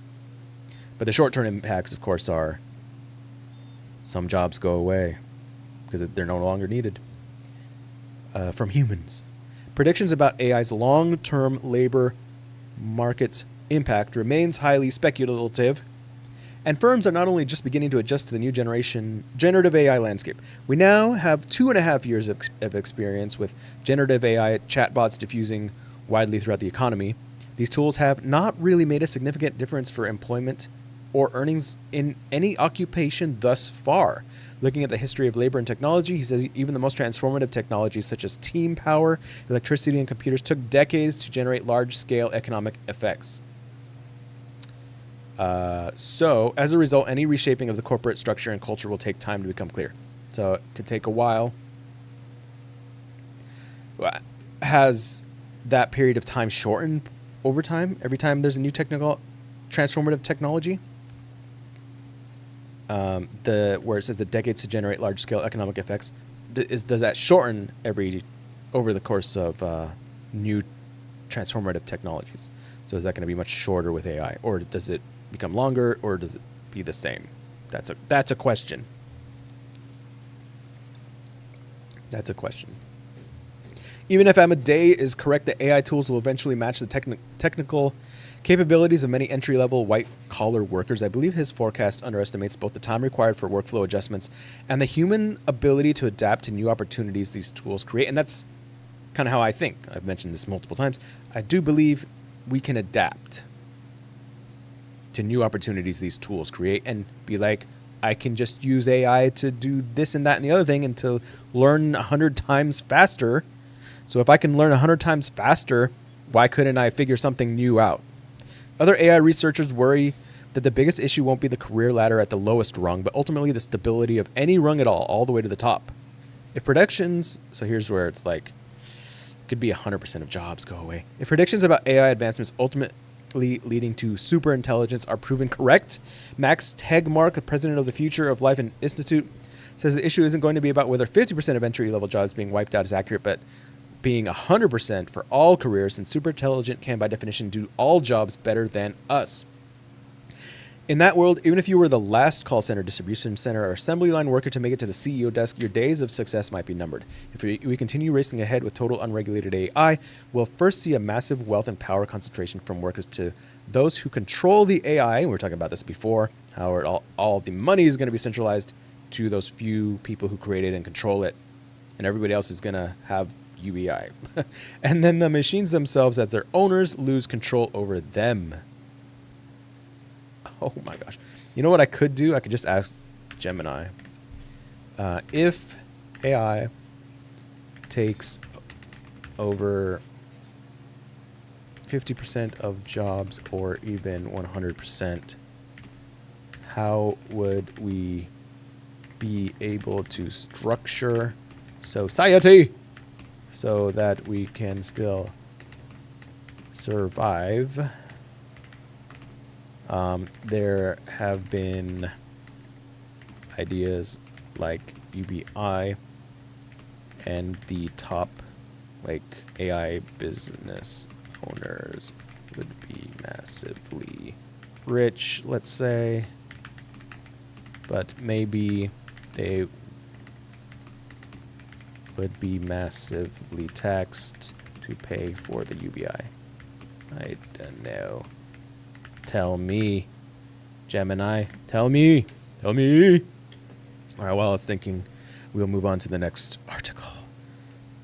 More Doom? Yeah, more Doom. However, no, actually, so this one is like, however, we will have 80 hours a week of free time. So it's not a question, this AI expert says, that AI will take over all jobs, but people will have 80 hours a week of free time. That sounds good. That sounds nice. 80 hours of free time?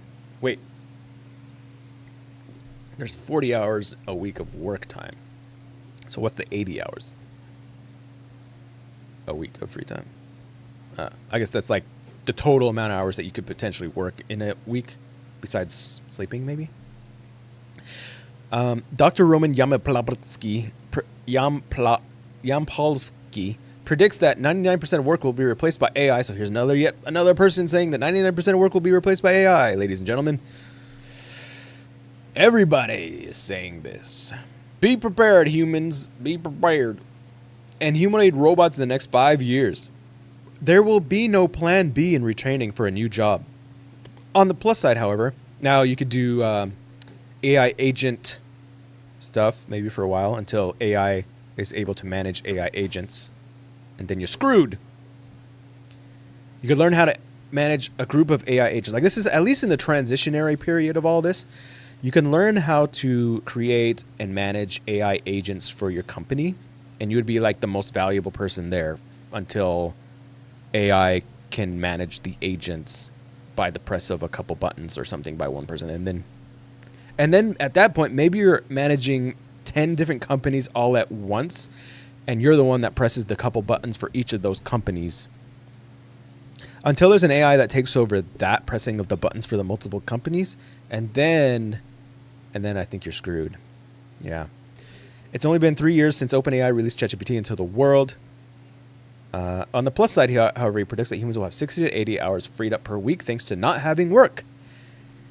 Companies are already shaving down their workforces to make way for AI automation, despite cab drivers and even teachers like himself saying they're irreplaceable. He said it's inevitable that technology will take over. It's inevitable there's going to be AI-driven automatic cabs that we're supposed to have already from Tesla. Tesla, what the frick? So, yeah, I don't know about cab drivers being irreplaceable. We have those Weeboo cars and the little delivery robots that can deliver your pizza. And then teachers, like, we can't have an AI that teaches kids. Now, they won't be human, so, like, there's, like, that warmth thing of, like, an actual human, but you can still have humans in your life, right? Just, they're not teaching you.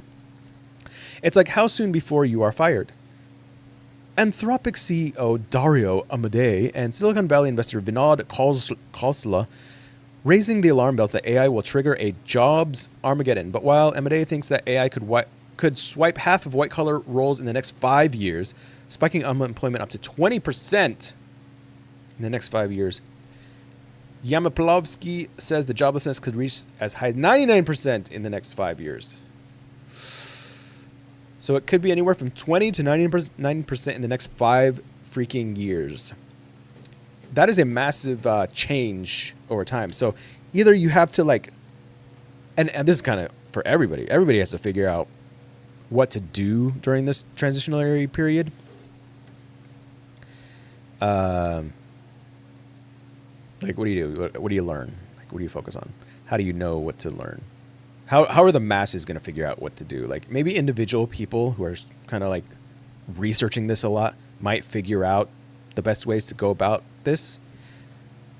But it's going to be like few people who actually like figure it out, right? And then maybe they tell everyone else on their AI YouTube channels. Alan, the black box problem refers to the opacity of a system's internal workings, meaning its inputs and outputs are observable, but the process in between is unknown or too complex to understand. Thanks. That makes perfect sense. So, and they were talking about how AI is a black box, so you can't really see how it's working on the inside, but we can just see the inputs and outputs. So, cool. Thanks, Alan. Appreciate that. Manhattan Project. Yeah. I will read all your comments for free until I become big enough that you're required to leave super chats for money, and then I won't read yours anymore. Just kidding. Maybe I'll read yours, Alan, since you're one of my first viewers ever. So maybe I'll continue to read yours. You'll get a special membership once I get monetized. So looking at computer science, 2 years ago, we told people, learn to code. You are an artist. You cannot make money. Learn to code. Oh, yeah, I remember that. Learn to code. Remember that thing where people were insulted that we told them to learn to code because things were changing? I guess that was probably true, right? Like, was that probably true? Then we realized, oh, AI kind of knows how to code and is getting better. So become a prompt engineer instead. So this was more recent. You can engineer prompts for AI. It's going to be a great job. Get a 4-year degree in it. But then we were like, oh, AI is way better at designing prompts for other AIs than any human. Yeah, because you can just ask an AI, create a prompt for me. Create a prompt for me, AI. I'll read this in a second, the UBI idea.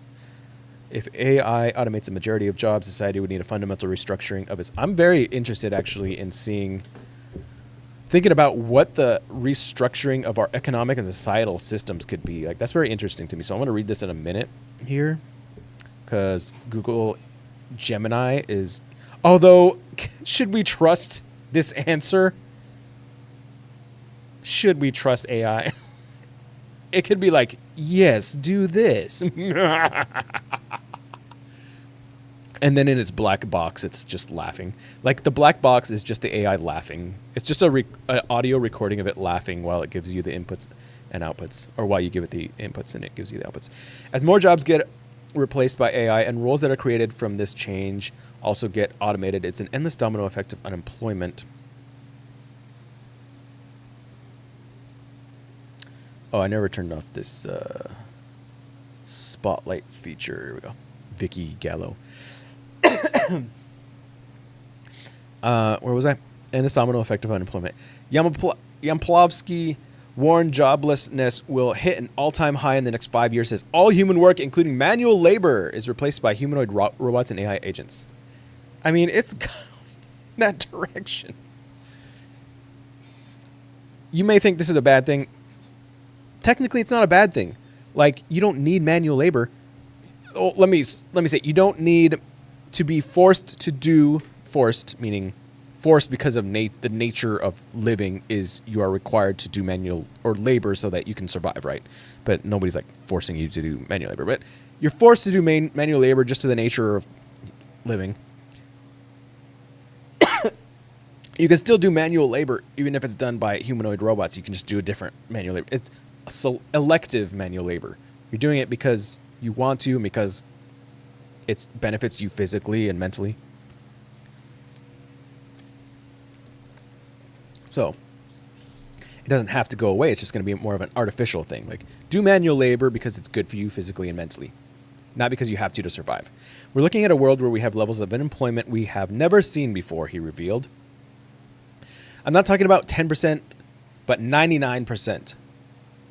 All you have is jobs left for whatever reason you prefer another human would do it for you. So specialty, luxurious things, but anything else can be fully automated. So if you really wanted a person, which I'm guessing that is going to happen, right? I'm guessing no matter what, even if AI takes over everything, people are still going to want the uniqueness of a human doing something, right? I think so. Like, AI could paint like the most awesome painting, but there's going to be there's going to be way less artists. It's going to be like a much smaller percentage of artists that exist because AI is doing all the art. Or it's going to be the exact opposite because people are going to be using AI because you have so much time on your hands. You're going to be pursuing hobbies and pursuing the arts and stuff. And so you have 80 hours that you can now put toward art, creating art. So maybe there's going to be an explosion of art geniuses that create the most amazing arts. And then, so it's going to just explode. So maybe it's going to go that way. While this sounds like a dark reality for most workers, Yampolsky, I'm not saying that right, Yampolsky doesn't seem fazed by the inevitable. In fact, he sees an upside in this huge work force shift. Just like other tech leaders, he says massive job automations will lead to shorter work weeks. Of course, the question is, how do we get paid? And I am going to read Gemini's response to this in a second about how the system would work with UBI and all that. Bill Gates said we'll clock in just 2 days a week in the next 10 years. Interesting. 2-day work week. And NVIDIA, Jensen Huang, who predicts a 4-day work week, but Yampolsky optimistically believes work will be scrapped entirely, leaving humans with a question of how they'll spend their free time. Like I said, there's answers to that. You can do a lot with your free time. You don't have to do nothing with your free time just because you don't have to, because your basic needs are taken care of. There's different levels. What is it? Like, there's like a pyramid or different levels of existence. There's, at the baseline, there's like just surviving, so your basic necessities, food, shelter, and water, or whatever it is. And then on top, once that's covered, though, then you can move on to the next thing, which is like maybe it's like abundance or something, like doing more just to get even more luxurious stuff. And then like above that is like the arts or whatever. And so it just keeps going up.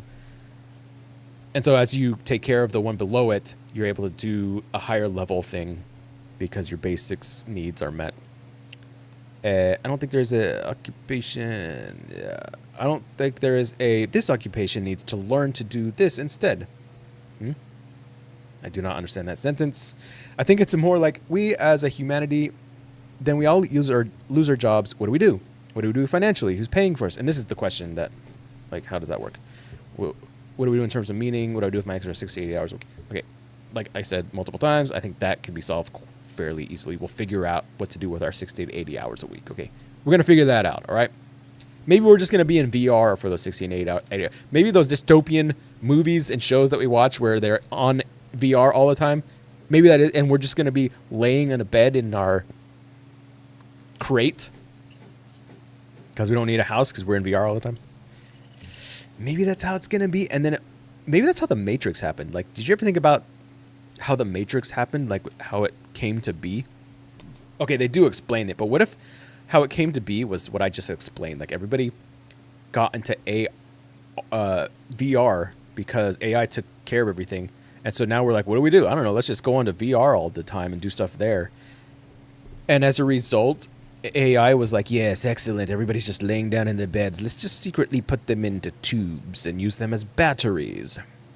What if that's how? That would be a good story. Like an alternative Matrix. I should write that down. That's a good sci-fi story. Yampolsky isn't positive where the money's going to come from. People have said universal high income, where people have access to all the money they need to. So this is UBI, but like more than just your basic needs. It's like everybody gets $10,000 a month or something like that, where people have access, or maybe even $50,000, all the money they need to survive without having a job. There isn't explicit on how much each person would need every year. My throat's getting dry because I've been talking so much. I've been drinking all this water, although it's not a lot of water. It's like I left my big water bottle at home, but I'll be fine. There will be no shortage of goods and services. It'll be an age of abundance, Musk told former UK Prime Minister. We won't have you. So Musk says we won't have UBI. We'll have universal high income. It'll be somewhat of a leveler and equalizer. But how is that going to be created? Like how where does that money come from? Where does the high income come from? That's the question. And the only thing I can think of so far is, so even if, let's say there's 5 AI companies that exist, and like there's no other companies because everything else is taken care of. So they're the ones in control of everything, and they're making all the money. So they each like $100 trillion companies, and then we're all paying them because we need all the AI services, and then they're taxed like mad, and so the government is taking their money and giving it back to us as UBI, and then we're giving it to them. The problem with that is there's inflation, right? Because that's not a 100% efficient system, right? Because the government costs money to perform those actions. So if it's not a totally efficient system, there's going to be leaks in the system, which means there's going to be debt, right? And so how do you solve that? I don't know, but yeah, maybe there's other ways we can make money. A totally different economic system that I'm not smart enough to understand or figure out. Or what was the thing I was just thinking of? Maybe AI takes care of all that to the point where it does become 100% efficient? I don't know. Probably not, because nothing can really be 100% efficient, right? So, what is one answer? Well, healthcare may be the only one immune to AI. I don't know about that. You could have healthcare robots, right? Star Trek or Star Wars, I mean. Maybe Star Trek too. They had holograms. Star Wars had robots that were like help you gave birth with Padme, right? There was a robot. So not so sure about that. Sam Altman says roles like nursing are unlikely to be impacted. Okay, so you may want like a human to be a nurse. Having said that, if robots get good enough that they look like humans, like how much will that matter at some point? And I'm sure that there will be robots assisting in healthcare. And so where do you think that's going to lead, right? Do you think that's going to lead to, you think that's not going to lead to like nurses being AI robots? Nursing likely to be impacted even as other white-collar jobs face disruption. Healthcare jobs are projected to lead U.S. employment growth over the next decade. While there are signs of slowing momentum, healthcare remains a rare safe haven for Gen Z workers navigating an uncertain AI-driven future. So, I mean, sure, I could see that this is an area that will last longer as far as being something that humans do. But as far as like jobs for humans. But I can also see it also going away. I mean, you can have humanoid robots that take care of you nursing-wise. That would be like the extreme. But before that, you just have AI robots. You use AI systems in healthcare too. So I'm not really seeing that. I think people really want that deep human connection with a person in that time, no matter how good the advice of the AI is or the robot or whatever. Yes, until people get used to it and until it gets so good, right? So if it gets really good and if people get used to AI and robots and stuff and the previous generations pass away to the point where there's that change over,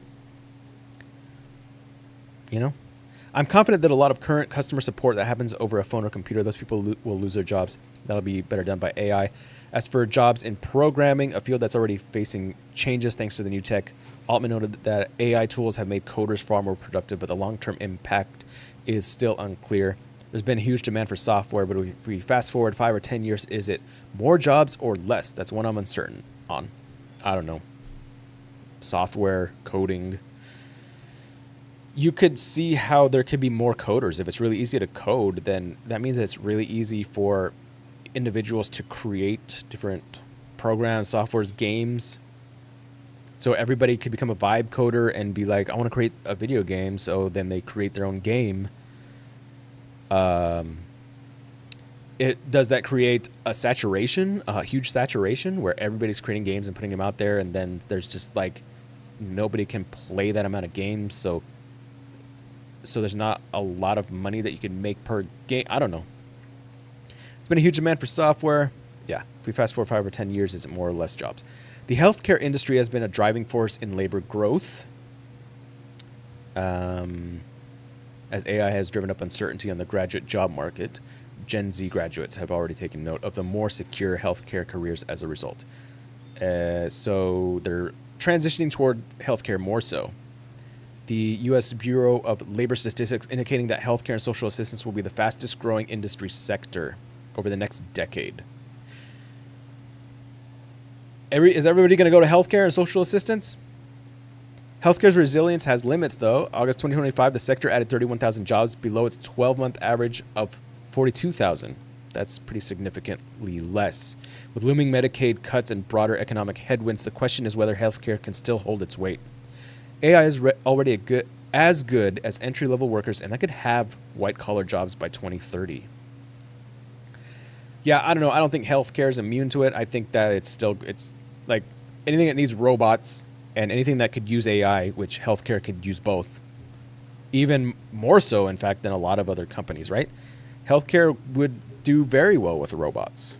They already are using different robots and stuff. Managers of the world, get ready to learn a new skill. So I mentioned this before, leading all the AI agents and bots whose work you'll be accountable for. But like I said, are they going to have AI that can lead all the agents for you, so then you would lose this job? But this could be a sort of future-proofing, at least temporarily. You're about to lead a new team, but your new team isn't human. It is a team of AIs, and you'll be accountable for their work. The era when team leadership means only humans is over. The savviest workers are now using multiple AI models. Managers now need to decide on which model is assigned to which task, delegate tasks effectively, and review the output from each. That sounds a lot like leading a team. So this is what I want to explore further and do research on and learn is, first of all, I got to figure out like what AI agents exist out there, or what systems exist that you can create AI agents. Some of them seem somewhat complicated. However, there are agents created that are quite easy to use. Like Gemini, for example, has Notebook LM, which seems to be an AI agent. It does a lot of different things for you. There's also there is a browser that I just downloaded and tried, and I'll probably make a whole video on it. Fellou, Fellou, which is an AI agent browser, and it can do things for you. Like literally, you can tell it to summarize my calendar for the next week. It'll show you in real time. It'll go to your Google Calendar, and it'll open up the Google Calendar website, and then it'll analyze, and you'll see it analyzing your calendar, and then it'll give you a summary. Now you have to log in and stuff, but it'll do like a lot of that automatically. And once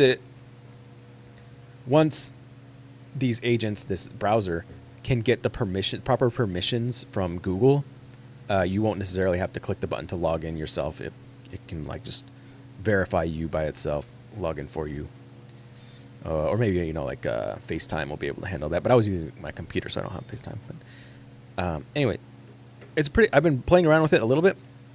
I don't know if it'll completely replace like Chrome, but it is an AI agent. So there are some tools out there that are AI agents, like Browser, and like Gemini has some agent type tools. And those are kind of the easiest to use.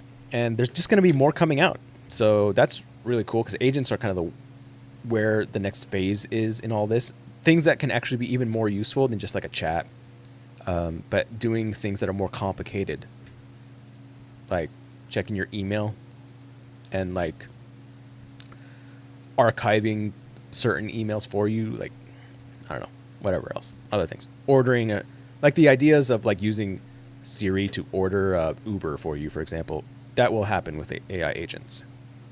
AI use is exploding. Microsoft 2025 Work Trend Index reported that 36% of leaders expect managing AI systems to be part of their scope within 5 years. It's always 5 years with all these things.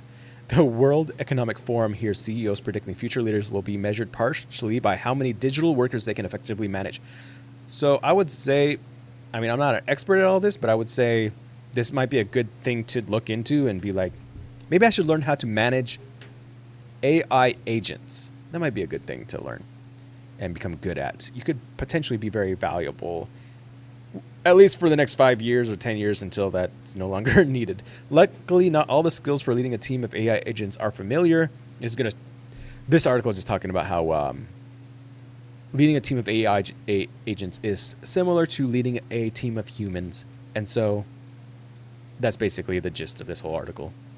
And here are the 5 leadership skills you'll need to manage teams of AI: team composition and role clarity, delegation and task design, performance monitoring and feedback, trust calibration, and ethical oversight. So these are things that you would want to learn if you were going to try this. So these are probably things I need to learn. I think I'm decent at delegation and task. Maybe task. I don't know about task design. Delegation. Okay, this all has to do with AI anyway, so I don't know if I'm good at any of this stuff with AI. With humans, I'm okay with some of these things. So that's one option to at least not, be totally at a loss over the next few years with AI. Okay, I need like an actual... Give me the article. Here we go. The rise of Fellou, world's first agentic AI browser. This is the browser I was just telling you about. Beyond chat. So here's some pictures. I could show it to you, but I think I'm logged in. I don't want to show my logins and everything because it shows everything. It's like, here, I'm logging into your account. Beyond chat, Fellou's bet on the agentic browser aims to spark a new renaissance of work. And it's pretty cool, the way it works. So I think you should check it out. I'll probably do a video about how it works and stuff. Let's see. Measuring AI, but minutes saved just makes us run faster on the same treadmill. The real transformative value of AI is its power to serve as a cognitive lever, a tool that expands how we think, create, and solve complex problems. I agree. That's why I like the idea of glasses, smart glasses, because then it'll give you like information on the fly. It'll augment your thinking. This core philosophy drives Fellou, the Silicon Valley companies launching Fellou CE, not just for viewing the web, but for executing complex web and desktop-based cross-apps tasks on it. So it can open it'll automatically open apps up for you, like Gmail, or like I use playbook.com. It should be able to like open that up and do stuff there or whatever it is. What else is there? Figma, maybe? I wonder if is Figma a web-based app? I'm not sure. Drowning in the tools meant to free us. We're living in a paradox of productivity. The do-it-yourself method is fundamentally broken for the complexity of the digital world. We are being held captive by the very tools meant to empower us. Our vision for this AI browser begins with a simple idea. What if you had a partner that could understand your intent and act with you to make it a reality?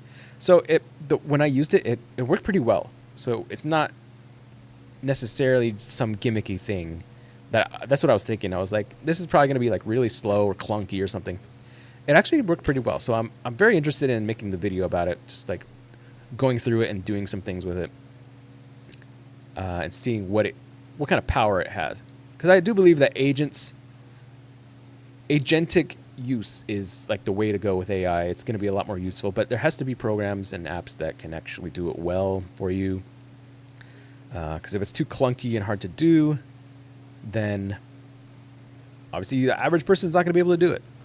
You have to be kind of like advanced human and learn stuff, you know, which obviously you can do, but that's going to be a minimum amount of people. I'm talking about doing this stuff with the masses. Life after the chatbot.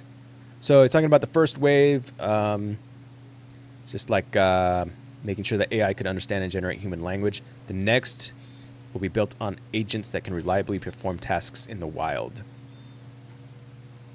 So, yeah.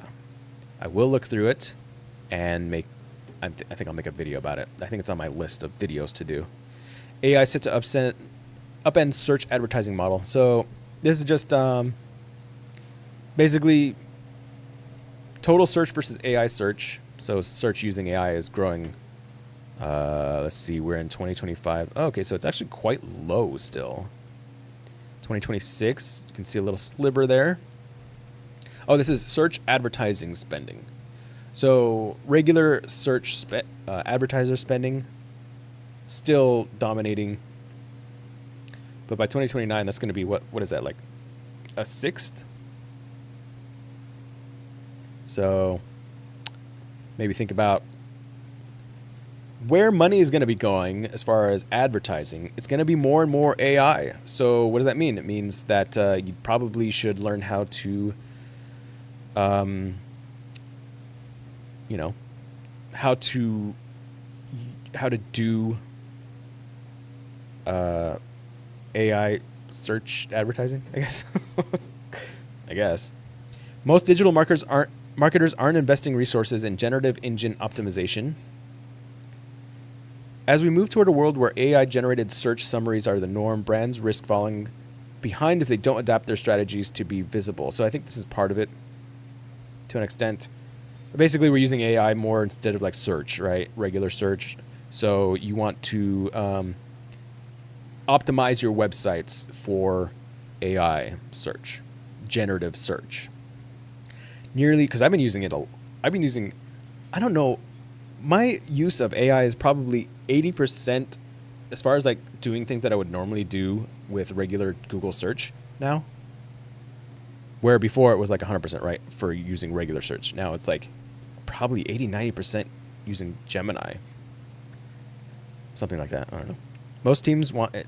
So what is it? Nearly all marketers say they are facing barriers to GEO implementation. Most teams want education and playbooks. Half say they need basic training on AI search. Others are calling for best practices and tools to measure impact. So marketing needs to catch up. Companies need to learn to do GEO, generative engine optimization, instead of SEO. And this is something I've been hearing for a while, for several years. I tried implementing it in another job that I had, one of the previous jobs, and but they said that they wanted to like get on top of AI and stuff, but they never actually like implemented anything or like spent any money on it or like gave me an edict to do it. So I was like, all right, well, this isn't going anywhere. Another thing that AI is disrupting, the photography business. But photography business has been ongoingly disrupted over the last, I don't know how many decades now. Forcing photographers to adapt or watch their jobs disappear. AI can compose entirely original photos, providing a cheaper and more efficient alternative to expensive photo shoots for individuals and businesses. But this is limited, so like not all photography is gone away right now because you can only do so much with AI photography, right? Photography. AI headshot generators are great tools for creating professional images in less time, according to this person. But they have limitations when it comes to getting the right style, enough editing options, realistic expressions. You know, there's a lot of variation in photography, and like if you have someone doing a photo shoot of yourself, you can look through the photos and be like, well, I like this one instead of this one because my arm is slightly different or my facial expression is different. How much of that can you do with AI quickly or efficiently, or, you know, you may be limited there. But one newly threatened area is the business of headshots, because headshots are more a certain look. So because they're more consistent, it may be easier for AI to just create these because they're not as creative, right? You're just sitting there or standing, you know, and there's like 4 different poses that people do with headshots, and you're just looking there smiling at the camera or maybe like schmizing or something. One such tool, Profile Bakery, claimed that 92% of people can't tell the difference between AI headshot and the real deal. So if you're struggling to come up with a budget and you need photography, one of the first places that people are generally going to look at is how can I get this done the cheapest? And that could be AI. You can even get headshots for free with AI. You just provide your photo. But for something like a campaign for like beauty, you know, AI may be you may have a specific look that you want to get, specific parameters. You're trying to even have specific people in it and specific branding and all this stuff. And you may want to play around with the creativity and all that may be difficult with AI, where something like a basic cut and paste sort of photography, which is headshots, AI could do really well with. Most new stock images of food are already AI generated, really. I did a couple of AI things with food with Gemini, and it looked really good. I just took a picture of honey and told it to animate it, and it looked real. Let me see if I can find it. Oh, I got to read the Gemini thing. Hold on. Okay, let me find the honey. Calorie AI's impact natural threat script rewrite. Put black tattoos on the Labrador. On the Lububu. Where's the honey? Video generation. Yeah, here's the honey. I found the honey. Here's the honey.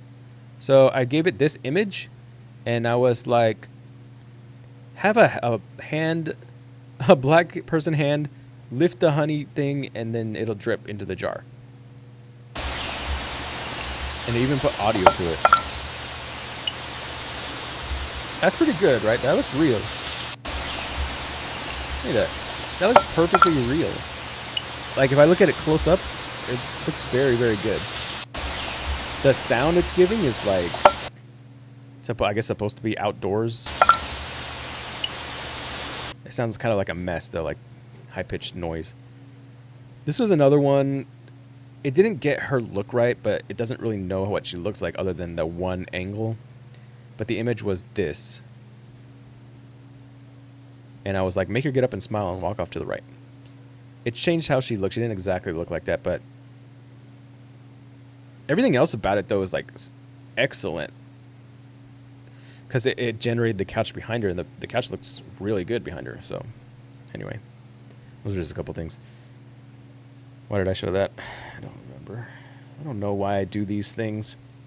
Before I continue, Axios. Oh, wait, should I just finish it? I'll just finish it real quick.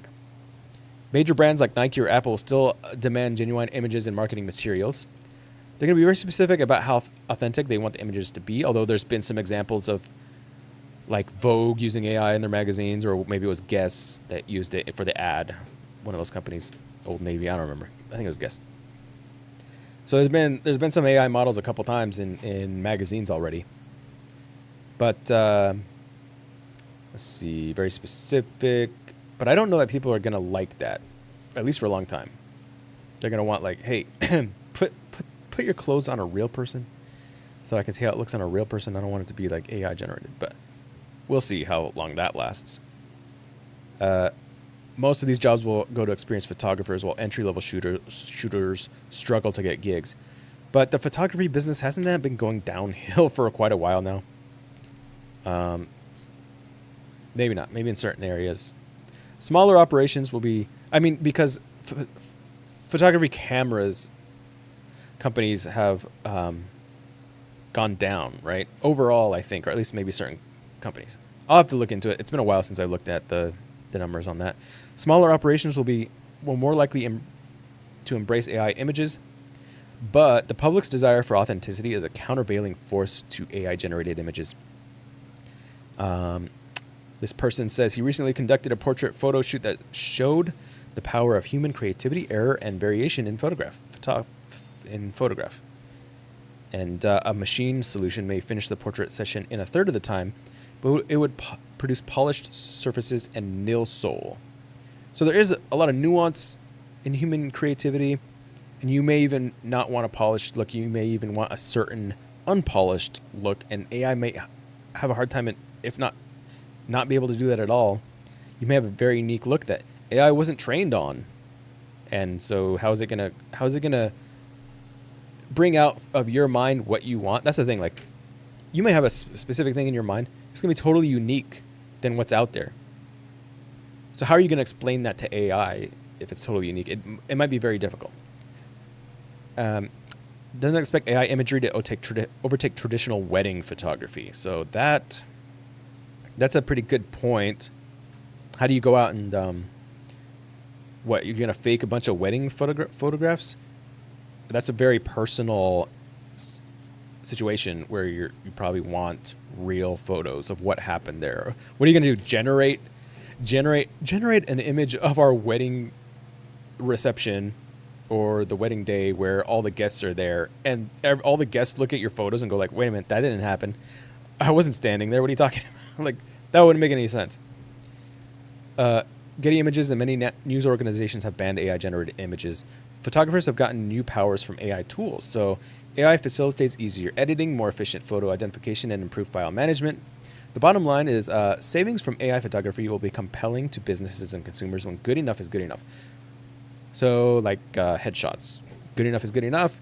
You may not need to hire someone to take your headshots. You may just use AI. Just send it a bad photo of yourself with your iPhone. But for things like more personal stuff, weddings, situations where you need to document certain situations. So documentation, I guess, sports photography, because you're not going to generate AI images from the sport. Like, did the goal happen or didn't it happen? You know, things like that. All right, so let me just... oh my gosh, we haven't even gone through AI yet. Finished it yet. I'm probably just going to go to 3D printing after this because I'm already at 2 hours and a half, and I've only been talking about AI this whole time. Let me read what I'm also losing my voice. Gemini said about UBI. So if AI automates a majority of jobs, so this is going back to what we were talking about, how would the system work if all of our jobs went away? Society would need a fundamental restructuring of its economic and social systems to ensure survival and well-being. The core challenge is decoupling income from traditional work. Several models have been proposed to address this. UBI. The goal of UBI is to provide a financial floor, ensuring everyone can afford basic necessities like housing, food, and healthcare. It's not meant to make people rich, but to prevent poverty and provide stability. A primary funding source could be massive taxes on the corporations and individuals who own the AI and automation technology. These entities would be capturing the immense productivity gains, and that wealth would be redistributed to support the population. Other funding ideas include carbon taxes, land value taxes, or data taxes, since AI relies on vast amounts of data often generated by the public. So, those taxes would come from the public, and so where do we get that? Where we get our money? Still, it's all circular, cyclical. Redefining work and value. A world with less need for traditional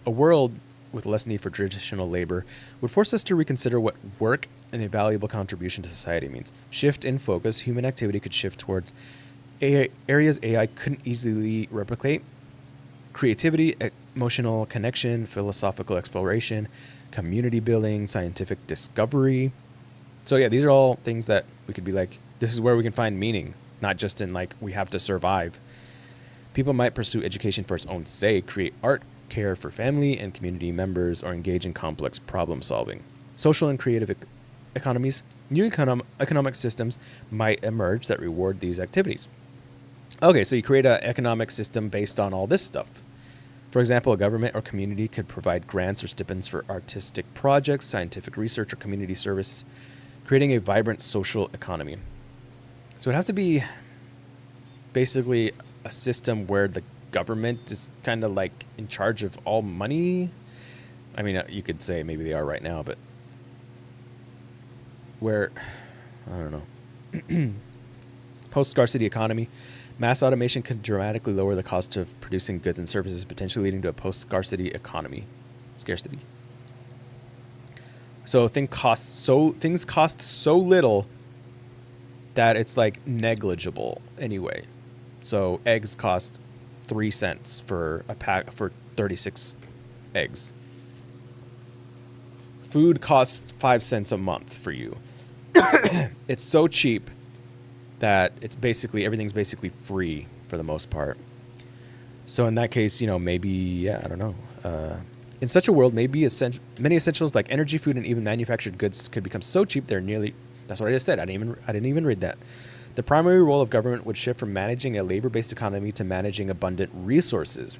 Instead of providing money, a government might directly provide essential services and goods, universal access to automated healthcare, transportation, housing, and education. So direct access to goods instead of money, because we don't really need money anymore because things are so cheap, I guess. So finding purpose. Work has given many people a sense of purpose. Society would need to foster new sources of meaning and engagement outside of a traditional career. That's what I said. Power concentration. The concentration would be in the hands of a few AI owners. That would be a major risk. Strong democratic governance and aggressive tax policies would be essential to preventing a new form of techno-feudalism, which is, we see many mangas and animes and movies with like this post-apocalyptic future where the governments are actually big companies. Transition period. The shift from our current system to a new one would be disruptive. There would need to be a carefully managed transition to avoid mass social unrest as jobs are displaced. All right, so yeah, that's kind of interesting. Now, I would want to delve into some of these things even more and to be like, how would that work when the government is taxing the big companies, but then we're getting paid a UBI because it's not 100% efficient, like I said. So, but I would like to see how that could grow. That system could grow over time instead of be more and more in debt and more inflation. So it's just talking about how Gen Z is taking this sort of blasé approach, but it's for good reasons. It's because, well, what else can we do? Like all this AI stuff's going to happen. So, oh well, what else can we do? So it's like we aren't going to get any job anyway because of AI. Who cares? And that's kind of the vibe. But it's pretty much true. What do they do? And we were talking about this before, where it was like there needs to be changes in education to teach people how to take advantage of AI. But because it's changing so much, how do you do that? So you kind of have to like figure it out on the go, but also look into the future and hope that you're figuring things out correctly. So according to economist Tyler Cohen, college curricula are over-focused on routine skills, content that AI can now handle better, and recommends dedicating up to 1/3 of higher education to teaching students how to use AI, understand its limits, and cultivate critical thinking and mentorship capabilities that AI can't replicate. So if universities aren't doing that, then we have to do it ourselves as individuals. So everybody should be spending, I guess, a substantial amount of our education time learning AI.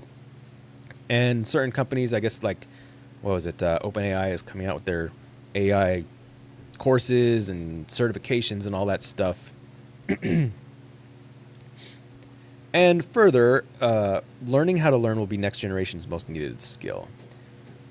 Learning how to learn to keep pace with change as artificial intelligence transforms education and the workplace. Huge change is coming. Dramatic advancements in a possible future of radical abundance despite acknowledged risks. Ugh. The need for meta skills, such as understanding how to learn and optimize one's approach to new subjects alongside traditional disciplines like math, science, and humanities. One thing we'll know for sure is you're going to have to continually learn throughout your career. He warns that the continued growth of huge tech companies could create global financial inequality. Yeah, so we were talking about that. Like, are they going to turn into mega technocratic corporations that own that will be all companies? Unless people actually see benefits, personal benefits to this AI revolution, they will tend to become very skeptical, he said. And if they see obscene wealth being created with very few companies, this is a recipe for significant social unrest. Yeah, I can see how, like, if it looks like the AI companies are going to be the big 5 companies that exist, yeah, there's going to be some stress there. We're going to be like, we don't really like this idea, you know. Seems like one of these post-apocalyptic movies.